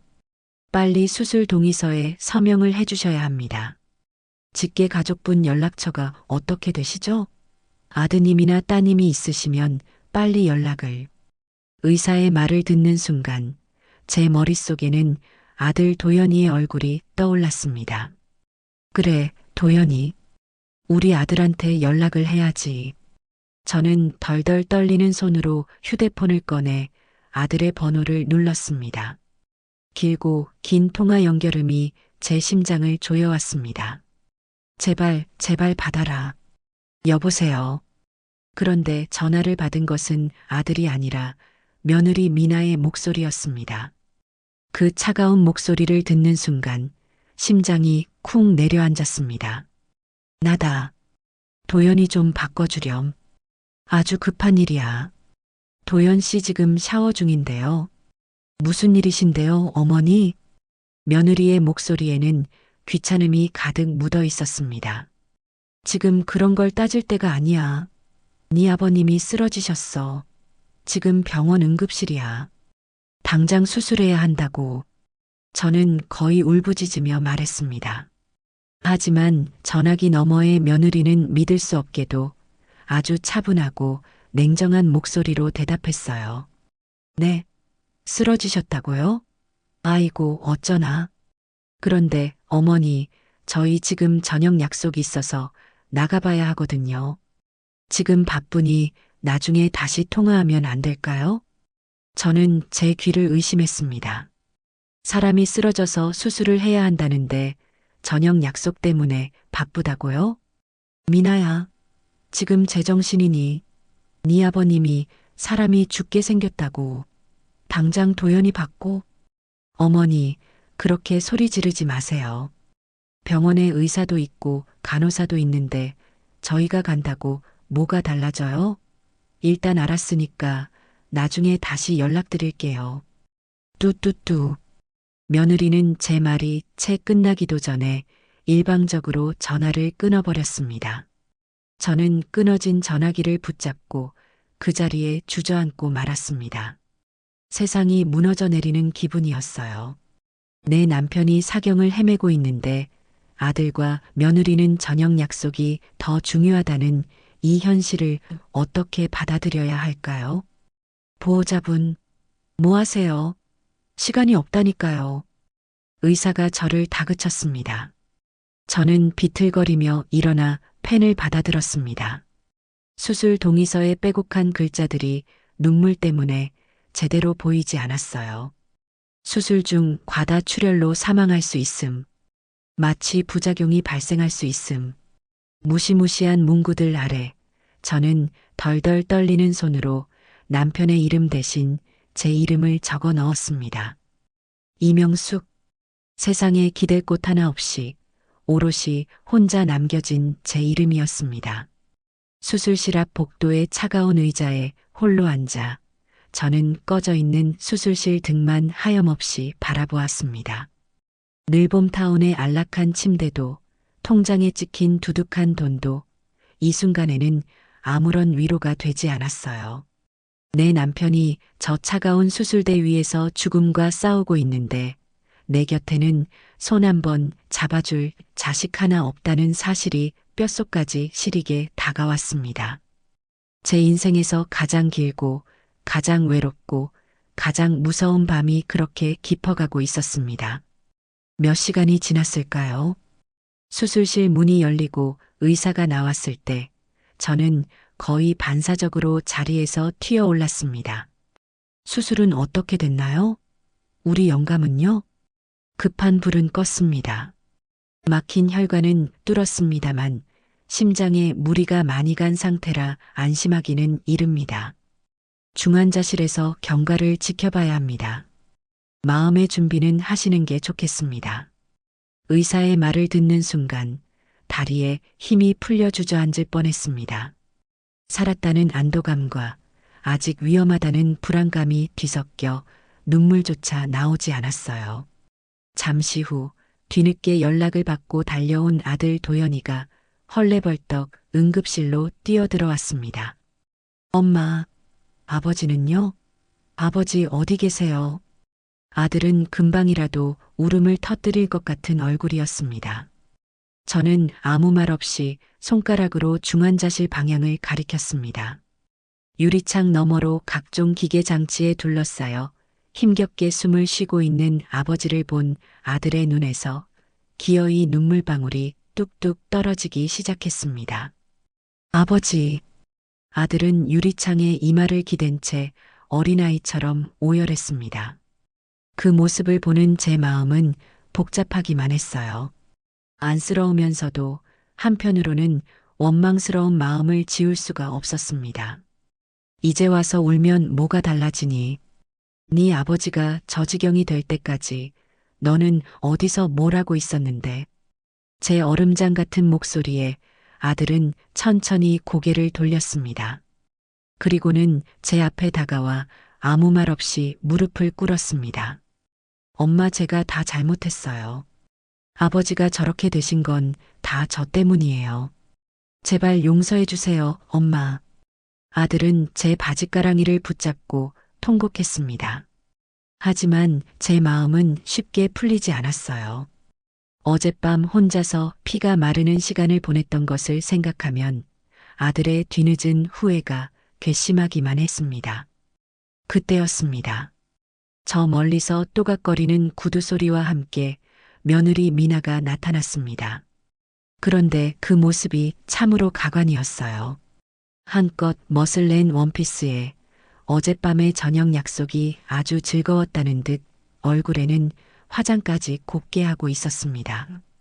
며느리는 중환자실 앞에서 통곡하는 남편과 냉랭한 표정의 저를 번갈아 보더니 인상을 찌푸리며 다가왔습니다. 어머니, 아버님은 좀 어떠세요? 형식적인 안부를 묻는 며느리의 얼굴에는 걱정하는 기색이라고는 눈곱만큼도 찾아볼 수 없었어요. 그리고는 곧바로 본색을 드러냈습니다. 그런데 어쩌죠? 갑자기 이렇게 입원하시면 병원비는 어떻게 하실 거예요? 아버님, 실비 보험 들어놓으신 건 있으세요? 없으면 저 돈 꽤 나올 텐데. 어머니가 집하신 돈으로 해결하셔야겠네요. 그 말을 듣는 순간 저는 물론이고 제 앞에서 무릎을 꿇고 있던 아들 도연이마저 고개를 번쩍 들었습니다. 아들의 눈에는 믿을 수 없다는 경악과 깊은 분노가 이글거리고 있었어요. 강민아. 아들이 조용히 며느리의 이름을 불렀습니다. 너 지금 뭐라고 했어? 뭘? 틀린 말 했어? 사람이 아프면 병원비 걱정부터 하는 게 당연한 거 아니야? 우리가 지금 돈이 어디 있어? 아! 아들은 자리에서 벌떡 일어나 며느리의 팔을 거칠게 잡아챘습니다. 사람이 지금 죽게 생겼는데 내 아버지가 네 아버님이 저기서 사경을 헤매고 계시는데 지금 돈 얘기가 나와? 돈이 그렇게 중요해? 너 정말 인간이냐? 아들은 병원 복도가 쩌렁쩌렁 울리도록 고함을 질렀습니다. 사람들이 모두 저희를 쳐다보았지만 아들은 아랑곳하지 않았어요. 며느리는 남편의 그런 모습에 당황한 듯 눈만 동그랗게 뜨고 있었습니다. 왜 소리를 지르고 그래? 쪽팔리게. 쪽팔려? 지금 그 말이 나와? 그래, 나 오늘 쪽 좀 팔아야겠다. 너 같은 여자랑 사는 거 온 세상 사람들이 다 알게 그냥 여기서 끝내자. 당장 나가. 내 눈앞에서 사라지라고. 아들은 며느리를 복도 끝으로 거칠게 밀어냈습니다. 며느리는 몇 번이고 무어라 소리쳤지만 아들은 들은 척도 하지 않았어요. 저는 제 아들이 며느리에게 저렇게까지 크게 화를 내는 것을 처음 보았습니다. 평생 며느리에게 쩔쩔매며 제 속을 뒤집어 놓던 그 유약한 아들이 아니었어요. 아버지가 쓰러지고 나서야 제 아들은 비로소 철이 드는 것 같았습니다. 그날 오후 남편이 잠시 의식을 찾았습니다. 아직 말하는 것은 힘들어 보였지만 눈을 뜨고 저희를 알아보았어요. 아들은 아버지의 손을 잡고 아버지, 저 왔어요. 괜찮으세요? 하며 눈물을 글썽였습니다. 남편은 아들과 저를 번갈아 보더니 아주 힘겹게 입을 열었습니다. 도연아, 네 아버지. 말씀하세요. 네 엄마한테 잘해라. 평생 너 하나만 보고 산 사람이다. 짧은 한마디였습니다. 하지만 그 말은 그 어떤 긴 말보다도 무겁게 아들의 가슴을 내리쳤습니다. 언제나 저희 부부 사이에서 중재자 역할을 하려 애썼던 남편의 진심 어린 마지막 부탁이었습니다. 아들은 네 아버지. 그럴게요. 정말 그럴게요 하며 대답했지만 차마 고개를 들지 못했습니다. 남편의 그 한마디는 지난 세월 제 모든 희생을 보상해주고도 남는 가장 따뜻하고 아픈 위로가 되었습니다. 그날 이후 아들 도연이는 완전히 다른 사람이 되었습니다. 병원 소파에서 쪽잠을 자며 아버지 곁을 지켰고 의사와 간호사를 1분이 멀다 하고 찾아가 상태를 묻고 앞으로의 치료 계획을 상의했어요. 병원비를 정산하고 필요한 서류를 떼는 등 모든 굳은 일을 도맡아 하기 시작했습니다. 저에게는 그저 어머니, 여긴 제가 다 알아서 할 테니 아버님 곁에서 간호만 잘해주세요 하고 말할 뿐이었습니다. 저는 그런 아들의 변화가 낯설면서도 대견했습니다. 며느리에게 휘둘려 자기 부모 하나 제대로 챙기지 못했던 지난날의 아들이 아니었어요. 아버지가 쓰러지고 나서야 제 아들은 비로한 집안의 가장으로서 자신의 어깨에 놓인 책임감의 무게를 깨닫게 된 것 같았습니다. 며느리는 그날 병원에서 쫓겨난 이후로 한 번도 찾아오지 않았습니다. 아들에게 전화를 몇 번 걸어온 모양이었지만 아들은 받지 않거나 받더라도 지금은 아버지 말고는 아무것도 신경 쓰고 싶지 않으니 연락하지 마 하고 끊어버렸다고 해요. 하루는 아들이 제게 조심스럽게 물었습니다. 엄마, 미나한테 전화 한 통 없었어요? 없었다. 있었어도 내가 안 받았을 게다. 제가 너무 심했나 싶기도 하고 그래도 애 엄마인데. 아들은 며느리 걱정이 되는 듯 말끝을 흐렸습니다. 저는 그런 아들에게 단호하게 말했습니다. 도연아, 네 아내와 생긴 문제는 온전히 너희 두 사람의 몫이다. 내가 끼어들 일도 아니고 끼어들고 싶지도 않아. 네가 알아서 현명하게 잘 해결해라. 나는 지금 네 아버지만 보고 네 아버지만 생각할 것이다. 그러니 내 앞에서 네 아내 얘기는 더 이상 꺼내지 말아주렴. 제 말에 아들은 네 엄마. 알겠어요 하고는 더 이상 아무 말도 하지 않았습니다. 저는 아들이 며느리와의 문제를 스스로 해결해 나가기를 바랐습니다. 언제까지고 엄마 치마폭에 쌓여 있을 수는 없는 노릇이니까요. 이번 기회에 제 아들이 한 명의 독립된 인격체로 한 가정의 든든한 가장으로 바로 서기를 간절히 바랐습니다. 저 역시 오롯이 남편을 돌보는 것에만 집중했습니다. 매일 남편의 팔다리를 주물러주고 젖은 수건으로 몸을 닦아주며 곁을 지켰어요. 남편의 상태는 조금씩이지만 꾸준히 좋아졌습니다. 의식도 완전히 돌아왔고 간단한 의사소통도 가능해졌어요. 남편의 병간호를 하며 아들과 저는 그동안 못했던 많은 대화를 나누었습니다. 물론 즐거운 이야기는 아니었어요. 아들은 지난날 자신이 얼마나 못난 아들이었는지, 얼마나 어머니의 마음을 아프게 했는지를 눈물로 고백했습니다. 엄마, 미나가 엄마한테 무례하게 굴 때마다 제가 중간에서 딱 잘랐어야 했는데 저는 그냥 미나랑 싸우는 게 싫어서 시끄러워지는 게 싫어서 엄마한테만 참으라고 했어요. 엄마는 그래도 이해해 주실 거라고 가족이니까 괜찮을 거라고 너무 쉽게 생각했어요. 제가 정말 나쁜 놈이었어요. 저는 묵묵히 아들의 고백을 들었습니다. 그리고 아들의 등을 토닥이며 말해 주었어요. 이제라도 알았으면 됐다. 사람은 누구나 실수를 하고 잘못을 저지르며 사는 거란다. 중요한 건 그 잘못을 깨닫고 다시는 반복하지 않는 것이지. 네 아버지가 무사히 퇴원하시면 그때부터 정말 좋은 아들, 좋은 남편이 되면 되는 거야. 제 위로에 아들은 또다시 눈물을 쏟았습니다. 저희 모자는 그렇게 남편의 병상 앞에서 아주 길고 아팠던 시간들을 정리하며 서로의 상처를 보듬어주고 있었습니다. 한편 며느리 미나는 완벽하게 혼자가 되었습니다. 믿었던 남편은 자신에게 등을 돌렸고 시어머니는 자신을 없는 사람 취급했습니다. 며느리는 지푸라기라도 잡는 심정으로 자신의 친정 엄마에게 전화를 걸어 하소연을 늘어놓았다고 해요. 시어머니가 얼마나 독한지, 남편이 얼마나 매정한지, 자기가 얼마나 억울한 상황에 부닥쳤는지를 말이죠. 하지만 친정엄마의 반응은 예상과 전혀 달랐다고 합니다. 너 지금 그걸 말이라고 하니? 시아버님이 사경을 헤매고 계시는데 거기다 대고 병원비 얘기를 꺼내? 너는 애가 생각이 있는 거니 없는 거니? 친정엄마는 며느리를 위로해주기는커녕 오히려 불같이 화를 내며 야단을 쳤다고 합니다.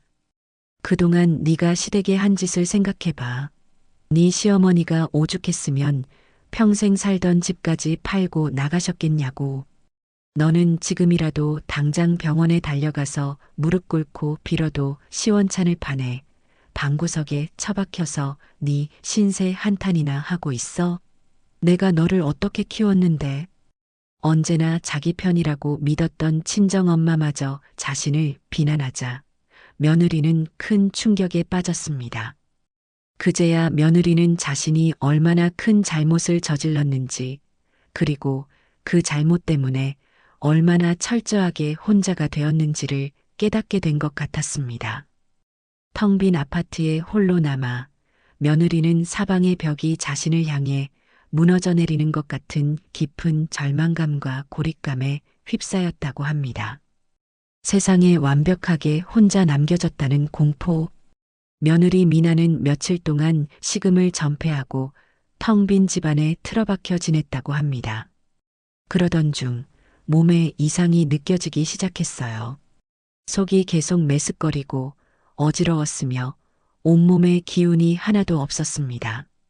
처음에는 스트레스 때문에 생긴 병이라고 가볍게 생각했지만 증상은 날이 갈수록 심해졌어요.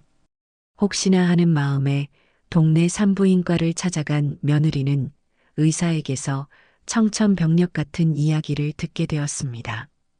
축하합니다. 임신 6주 차네요. 임신. 그토록 기다렸던 아이 소식이었지만 며느리는 기쁨보다 덜컥 것부터 났다고 합니다.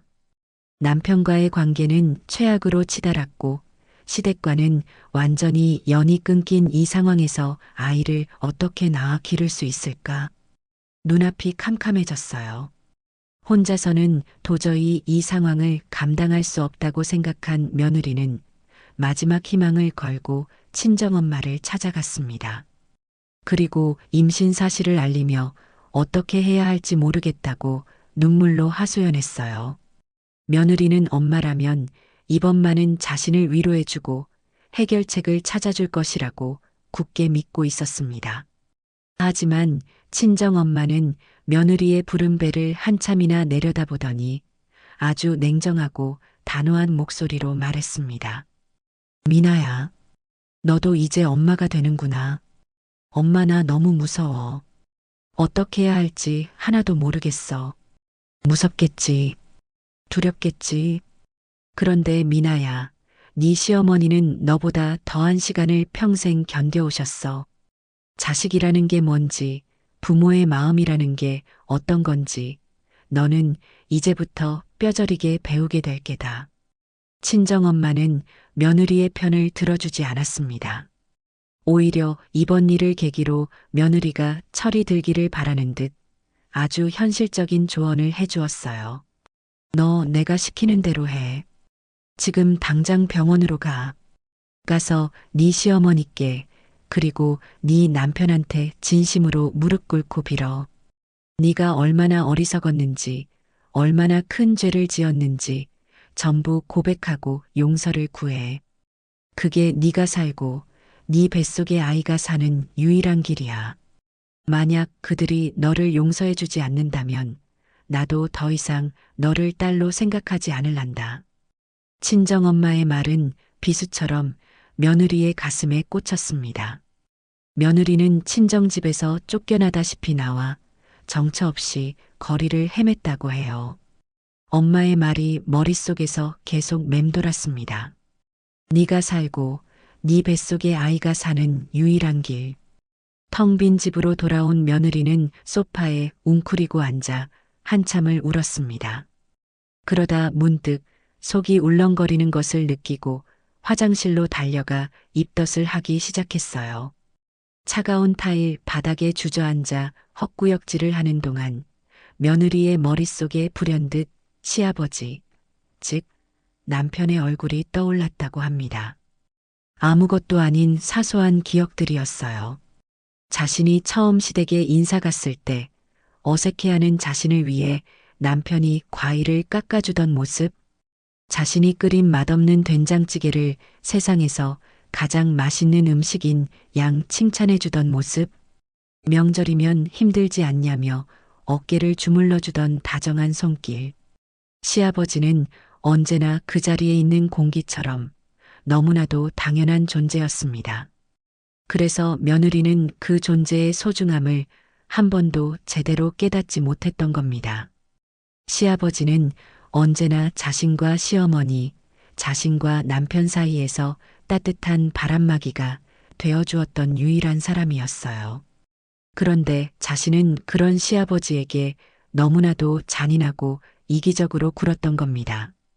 만약 시아버지가 저대로 돌아가시기라도 한다면, 그래서 뱃속의 아이가 할아버지 얼굴 한번 보지 못하게 된다면 그 모든 것이 자신의 끔찍한 잘못 때문이라는 생각이 들자 며느리는 견딜 수가 없었다고 합니다. 그제야 며느리는 처음으로 자신의 잘못을 온전히 마주하게 되었습니다. 분노나 자기 연민이 아닌 순수한 후회와 죄책감의 눈물이었습니다. 며느리는 한참을 그렇게 울다가 자리에서 일어나 세수를 하고 옷을 갈아입었습니다. 그리고 지갑을 챙겨 집을 나섰어요. 뱃속의 아이를 위해서, 그리고 자기 자신을 위해서 마지막 용기를 내야 할 시간이었습니다. 남편의 상태가 중환자실에서 일반 병실로 옮겨질 만큼 호전되었을 때 저는 비로소 며칠 만에 깊은 잠을 잘 수 있었습니다. 아들 도연이는 여전히 회사에 휴가를 내고 병원을 지켰고 저는 아들이 집에서 가져다 준 옷으로 갈아입으며 오랜만에 창밖 풍경을 제대로 볼 여유를 가졌어요. 앙상한 나뭇가지 위로 파란 가을 하늘이 드높았습니다.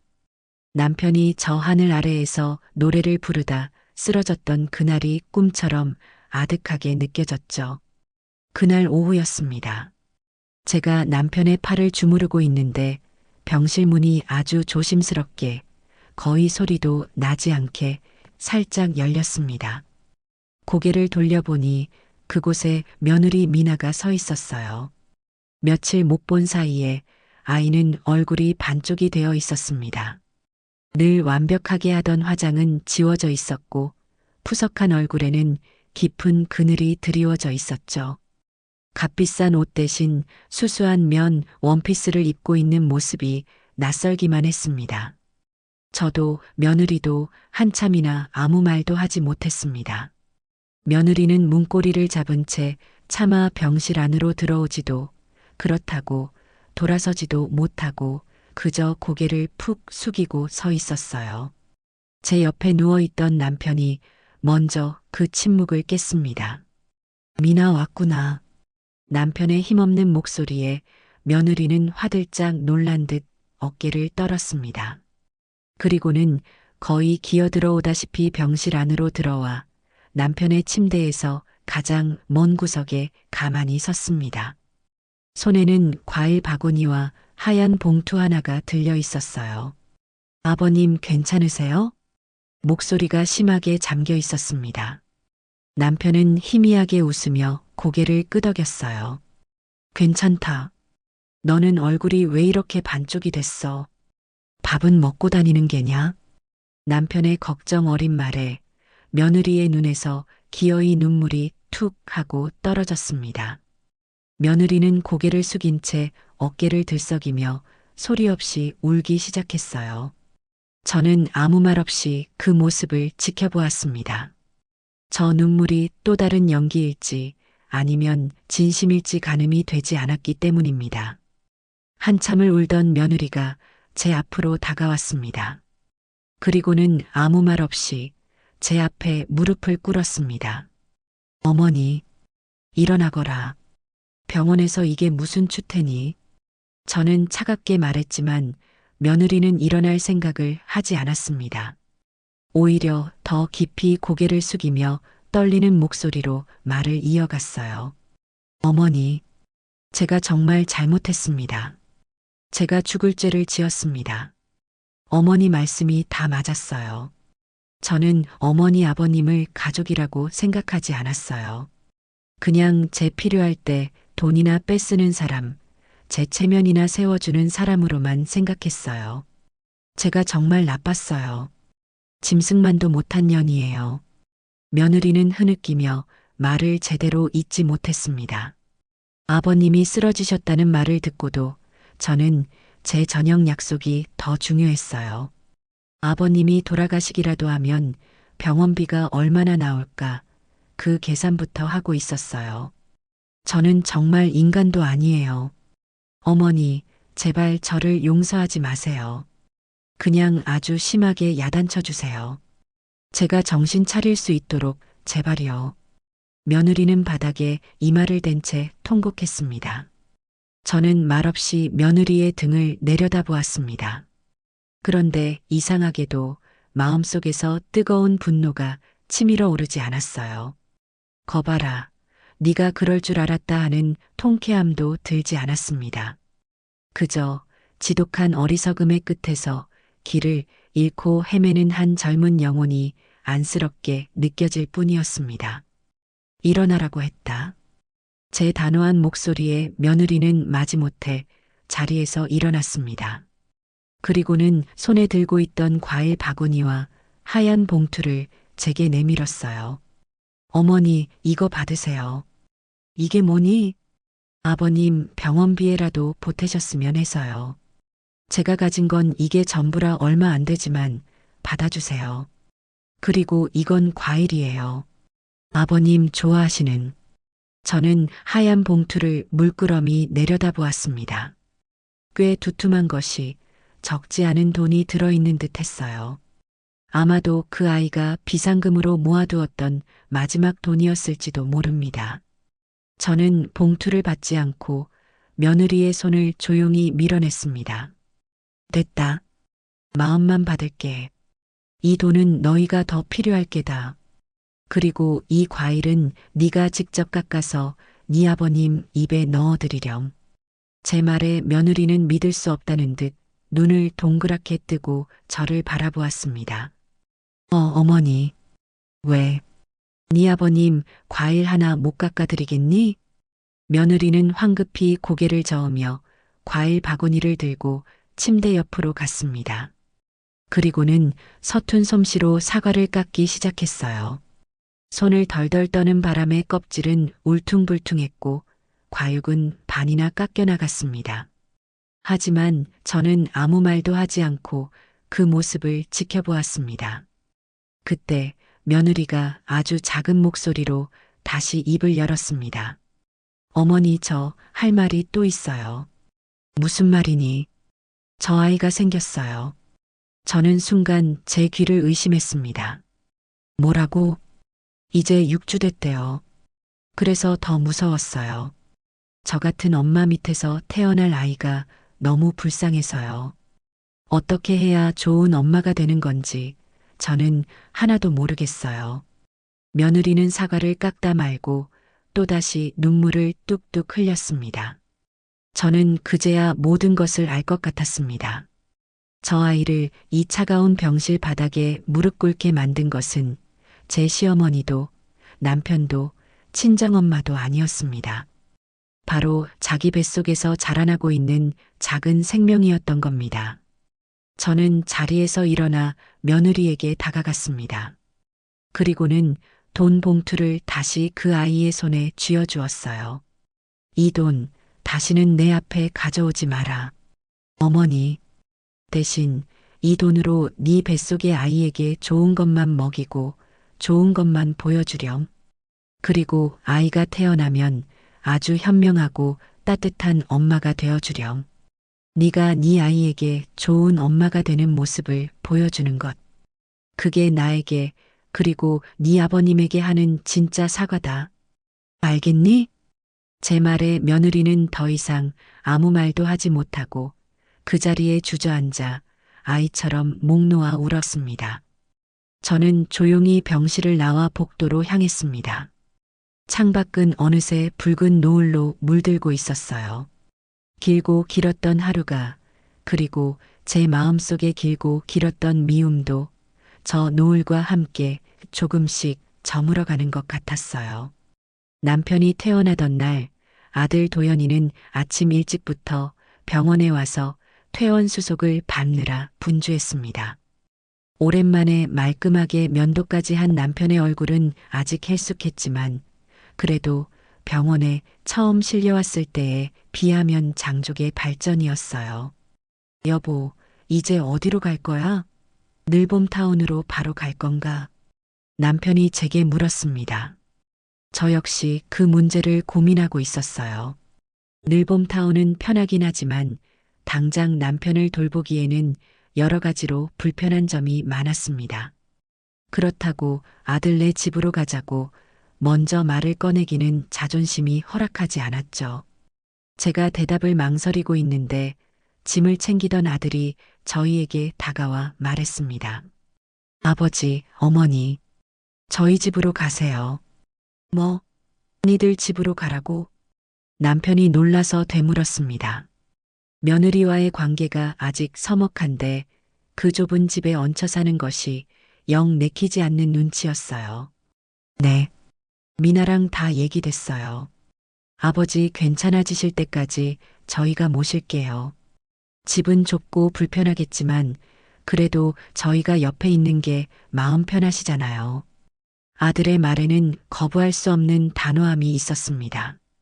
저를 쳐다보는 눈빛은 제발 제 부탁을 들어주세요 하고 말하는 것 같았어요.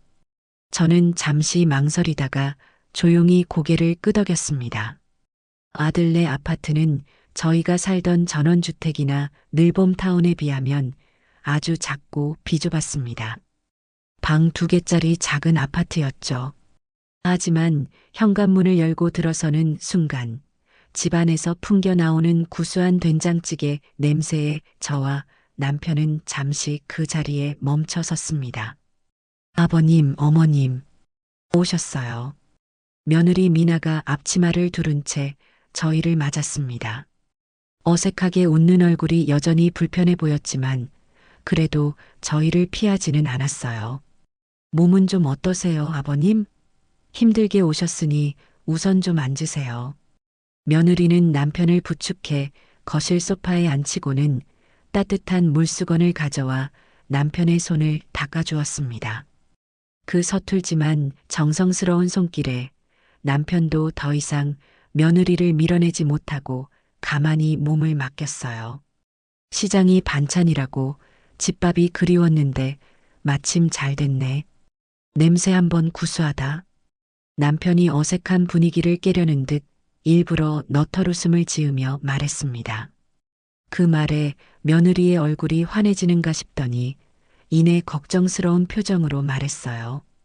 제가 솜씨가 없어서 아버님 입에 맞으실지 모르겠어요. 의사 선생님이 짜지 않게 먹어야 한다고 해서 간을 거의 안 했거든요. 저희 네 사람은 아주 오랜만에 한 식탁에 마주 앉아 밥을 먹었습니다. 며느리가 차린 밥상은 화려하지는 않았지만 남편의 건강을 생각해 만든 저염식 반찬들로 정갈하게 차려져 있었어요. 남편은 맛있다, 맛있다를 연발하며 밥 한 그릇을 뚝딱 비웠습니다. 그 모습을 보는 제 마음도 조금씩, 아주 조금씩 풀리는 것을 느꼈습니다. 그날부터 저희 부부와 아들 내외의 어색한 동거가 시작되었습니다. 며느리는 하루 3번 꼬박꼬박 남편을 위한 건강식을 만들어냈고, 아들은 퇴근하고 돌아오면 남편의 팔다리를 주무르며 말벗이 되어 주었습니다. 저는 며느리가 차려주는 밥을 먹고 설거지를 하거나 간단한 집안 청소를 도우며 소일했어요. 물론 모든 것이 순조롭기만 한 것은 아니었습니다. 좁은 집에서 네 식구가 부대끼며 살다 보니 불편한 점도 많았고, 저와 며느리 사이에는 여전히 보이지 않는 벽이 존재했어요. 며느리는 제 눈치를 보느라 늘 주눅이 들어 있었고, 저 역시 며느리를 편하게 대하기가 어려웠습니다. 하루는 며느리가 남편의 혈압을 재다가 기계를 바닥에 떨어뜨린 적이 있었어요. 어머! 하는 비명소리에 제가 놀라서 달려가 보니 며느리는 거의 울상이 되어 어쩔 줄을 몰라 하고 있었습니다. 괜찮니? 다친 데는 없어? 어머니 죄송해요. 제가 그만 이거 비싼 거라면서요. 어떡해요. 저는 아무 말 없이 바닥에 흩어진 부품들을 주워 담았습니다. 예전 같았으면 칠칠 맞기는 그거 하나 조심 못해 하고 소리부터 질렀을지도 모릅니다. 하지만 저는 그러지 않았어요. 대신 며느리의 어깨를 토닥이며 말했습니다. 사람이 안 다쳤으면 됐다. 기계야 또 사면 그만이지. 너 뱃속에 아이까지 있는데 놀라면 안 된다. 이리 줘. 내가 할게. 제 말에 며느리는 고개를 푹 숙인 채 아무 말도 하지 못했습니다. 그 작은 어깨가 파르르 떨리고 있는 것이 보였어요. 그렇게 하루하루가 흘러갔습니다. 저희는 돈이나 재산에 대한 이야기는 단 한마디도 꺼내지 않았어요. 대신 서로의 안부를 묻고 남편의 건강을 걱정하고 곧 태어날 아이에 대해 이야기하며 시간을 보냈습니다. 아들은 며느리가 잠든 밤이면 제 방에 조용히 찾아와 엄마 고마워요. 미나한테 잘해줘서 하고 말하곤 했습니다. 저는 네 아내라서가 아니라 내 손주 엄마라서 그러는 게다 하고 퉁명스럽게 대답했지만 아들은 그저 웃기만 했어요. 가을이 깊어가고 며느리의 배는 눈에 띄게 불러왔어요. 저희 네 사람은 처음으로 아주 서툴고 어색하게 진짜 가족이 되는 연습을 하고 있었습니다. 봄 기운이 완연한 어느 날 새벽 잠을 자고 있는데 아들이 제 방문을 다급하게 두드렸습니다. 엄마, 엄마, 일어나 보세요. 미나가 지금 배가 아프대요. 아무래도 진통이 온 것 같아요. 아들의 고함에 저는 잠이 확 깨서 벌떡 일어났습니다. 거실로 나가보니 며느리는 소파에 기대앉아 식은땀을 뻘뻘 흘리며 힘겹게 숨을 몰아쉬고 있었어요. 남편과 아들은 어쩔 줄을 몰라하며 며느리 주변만 맴돌고 있었죠. 뭐라고 서 있어. 119에는 전화했고 어서 병원 갈 준비부터 해야지. 제 불호령에 정신을 차린 아들이 허둥지둥 옷을 챙기고 남편은 며느리의 등을 연신 쓸어주었습니다. 곧이어 도착한 구급차를 타고 병원으로 향하는 내내 제 심장은 터질 것처럼 두근거렸습니다. 며느리의 고통스러운 신음소리를 들으며 40여 년 전 제가 도연이를 낳을 때의 기억이 생생하게 떠올랐어요. 병원에 도착한 며느리는 곧바로 분만실로 옮겨졌고 저희 세 사람은 초조하게 복도를 서성이며 소식을 기다렸습니다. 아들은 하얗게 질린 얼굴로 손톱을 물어뜯었고 남편은 괜찮을 게다, 괜찮을 거야 하면서도 불안한 기색을 감추지 못했어요. 길고 긴 시간이 흐른 뒤 마침내 간호사가 환한 얼굴로 분만실 문을 열고 나왔습니다. 산모와 아기 모두 건강합니다. 아주 예쁜 왕자님이에요. 그 말을 듣는 순간 아들은 아 하는 짧은 탄성을 지르며 그 자리에 주저앉아 눈물을 펑펑 쏟았습니다. 남편의 눈가도 붉게 물들어 있었어요. 저 역시 가슴 벅찬 감동에 눈앞이 흐릿해지는 것을 느꼈습니다. 잠시 후 간호사가 하얀 속삭이에 쌓인 작은 아기를 안고 나왔습니다. 할머니, 할아버지, 손주 한번 안아보세요. 저는 조심스럽게 아기를 받아들었습니다. 제 품에 안긴 작은 생명체는 너무나도 따뜻하고 너무나도 가벼웠습니다. 꼬물거리는 작은 손가락, 아직 제대로 뜨지도 못하는 눈, 오물거리는 입술. 제 아들 도연이를 꼭 빼닮은 얼굴이었습니다. 아가 할미한테 왔구나. 반갑다. 저도 모르게 눈물이 뺨을 타고 흘러내렸습니다. 이 작은 아이를 보기 위해 우리 가족이 그렇게 길고 아픈 시간을 견뎌왔나 봅니다. 모든 미움과 원망이 눈 녹듯 사라지고 마음속에는 오직 감사함과 사랑만이 가득 차오르는 기분이었어요. 며칠 뒤 며느리와 손주가 집으로 돌아왔습니다. 작은 아파트에는 아기 울음소리가 가득 찼고 저희 가족은 하루 종일 손주를 돌보느라 정신없는 나날을 보냈어요. 아들은 서툰 솜씨로 기저귀를 갈았고 며느리는 밤새 젖을 물리느라 잠을 설쳤습니다. 저와 남편은 아기를 안고 어르거나 목욕을 시키며 늦둥이 육아의 기쁨을 만끽했죠. 손주의 100일이 되던 날이었습니다. 저희는 비싼 식당에 가는 대신 집에서 조촐하게 100일상을 차렸습니다. 제가 직접 끓인 미역국과 삼색나물, 남편이 사온 작은 백설기 떡이 전부인 소박한 상이었어요. 우리 강아지 100일 동안 건강하게 자라줘서 고맙다. 앞으로도 씩씩하고 착하게 커야 한다. 남편이 손주를 품에 안고 덕담을 건넸습니다. 아들과 며느리는 서로를 마주보며 행복하게 미소 지었어요. 그 모습을 보니 제 마음도 더할 나위 없이 따뜻해졌습니다. 저는 안방으로 들어가 장롱 깊숙이 넣어두었던 통장 하나를 꺼내왔습니다. 그리고는 아들 내외 앞에 그 통장을 내밀었어요. 이게 뭐예요, 어머니? 아들이 의아한 표정으로 물었습니다. 열어보렴. 아들이 통장을 열어보자 그 안에는 꽤 큰 금액이 찍혀 있었습니다. 아들과 며느리의 눈이 동그랗게 커졌어요. 어머니, 이 돈은 설마 그때 집 파신 돈. 저는 고개를 끄덕였습니다. 전부는 아니다. 우리 노후 자금은 남겨뒀으니 걱정하지 말고. 잘 들어라. 이 돈은 너희에게 주는 게 아니야. 저는 손주를 향해 손짓하며 말했습니다. 이건 내 첫 손주에게 주는 할머니의 첫 선물이다. 나중에 이 아이가 커서 학교에 가고 공부하고 싶다고 할 때 돈 때문에 기죽는 일 없도록 해주고 싶어서 마련한 게다. 그러니까 너희는 이 돈에 손 뗄 생각 말고 고스란히 우리 손주 교육비로만 쓰도록 해라. 알겠니? 제 말에 아들은 아무 말도 하지 못하고 고개를 숙였습니다. 며느리는 통장을 받아들고는 소리 없이 눈물만 뚝뚝 흘리기 시작했어요. 그 눈물의 의미를 이제는 이 자리에 있는 모든 사람이 알고 있었습니다. 그것은 단순한 고마움의 눈물이 아니었어요. 지난날의 과오에 대한 깊은 참회와 그럼에도 불구하고 자신들을 다시 가족으로 받아준 시어머니에 대한 감사함이 뒤섞인 아주 뜨거운 눈물이었어요.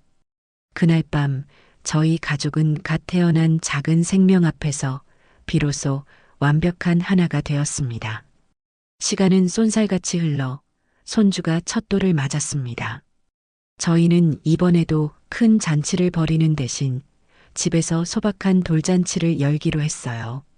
며느리는 새벽부터 일어나 정성껏 음식을 만들었고 아들은 풍선을 불어 거실을 예쁘게 꾸몄습니다. 저와 남편은 곱게 한복을 차려입은 손주를 보며 연신 예쁘다, 예쁘다 하며 감탄을 멈추지 못했죠. 돌잡이 시간이 되었습니다. 상 위에는 붓과 벼루, 돈, 그리고 청진기가 놓여 있었습니다. 손주는 잠시 망설이는가 싶더니 망설임 없이 청진기를 집어들었어요. 아이고, 우리 손주가 의사가 되려나 보네. 남편이 기뻐하며 손뼉을 쳤습니다. 아들과 며느리도 활짝 웃으며 손주를 대견하게 바라보았어요. 그 모습을 보는 제 마음은 더할 나위 없이 평화로웠습니다. 비록 예전에 살던 넓은 전원주택도 늘봄타운의 안락함도 없었지만 지금 이 순간만큼 행복했던 적은 제 인생에 없었던 것 같아요. 돌잔치가 끝나고 며칠 뒤 저는 남편과 아들 내외를 거실에 모아놓고 폭탄 선언을 했습니다. 얘들아, 우리 이제 그만 늘봄타운으로 돌아가야겠다. 제 말에 세 사람 모두 깜짝 놀라는 눈치였습니다. 네, 어머니, 갑자기 그게 무슨 말씀이세요? 저희가 뭐 잘못한 거라도. 며느리가 울상이 되어 물었습니다. 아들도 당황한 표정으로 거들었어요. 엄마, 왜 그러세요? 저희랑 같이 사는 거 불편하세요? 저희가 더 잘할게요. 제발 그냥 여기 계세요. 저는 그런 아이들을 보며 부드럽게 웃었습니다. 너희가 싫거나 불편해서 그러는 게 아니야. 오해하지 마라. 지난 1년 동안 너희 덕분에 우리 영감도 건강 되찾고 나도 세상에서 가장 큰 기쁨을 맛봤다. 정말 고맙게 생각하고 있어. 저는 잠시 숨을 고르고 말을 이어갔습니다. 하지만 이제는 우리도 우리 인생을 살아야지. 너희는 너희 가정을 온전히 꾸려나가야 하고 우리도 우리 둘만의 노후를 즐겨야 하지 않겠니? 언제까지고 너희에게 짐이 될 수는 없는 노릇이야. 이제 우리 손주도 많이 컸고 니들 둘이서도 충분히 잘 키울 수 있을 게다. 그래도 어머니, 걱정하지 마라. 아주 멀리 떠나는 것도 아니고 주말마다 보러 오면 되지. 평일에는 우리도 우리 삶을 즐기고 주말에는 할머니, 할아버지 노릇 실컷 하고 그게 너희에게도 우리에게도 가장 좋은 방법이다. 제 단호한 말에 아들과 며느리는 더 이상 저희를 붙잡지 못했습니다. 서운한 기색이 역력했지만 저희의 결정을 존중해 주기로 한 것 같았어요.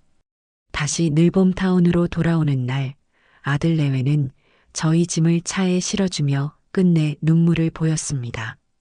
특히 며느리는 제 손을 붙잡고 어머니 정말 감사했습니다. 자주 찾아뵐게요. 꼭이요 하며 한참을 울었어요. 저는 그런 며느리의 등을 토닥여주며 울지 마라. 이제 너는 한 아이의 엄마인데 강해져야지 하고 말해주었습니다. 늘봄타운은 1년 전 저희가 떠났을 때와 조금도 변함없이 평화롭고 안락했습니다. 저희는 다시 예전의 일상으로 돌아갔습니다. 남편은 게이트볼을 치고 저는 그림을 그렸어요. 하지만 예전과 달라진 것이 있다면 이제 저희에게는 기다려지는 주말이 생겼다는 것이었습니다. 주말마다 저희는 아들네 집으로 향합니다. 현관문을 열면 할미, 할비 하며 뒤뚱뒤뚱 달려나오는 손주가 저희를 가장 먼저 반겨줍니다. 며느리는 이제 제법 능숙한 솜씨로 맛있는 음식을 차려내고 아들은 아버지와 어깨를 나란히 하고 앉아 다정하게 이야기를 나눕니다. 비록 예전에 살던 크고 번듯한 집은 사라졌지만 그 자리에는 돈으로 살 수 없는 진짜 가족이 남았습니다. 저는 창밖으로 보이는 손주의 웃음소리를 들으며 조용히 생각합니다. 내 인생의 주인은 바로 나 자신이라는 것을 나는 너무 늦게야 깨달았다. 하지만 괜찮다. 지금이라도 알았으니 그걸로 충분하다. 이만하면 더할 나위 없이 행복한 인생이다. 하고 말이죠.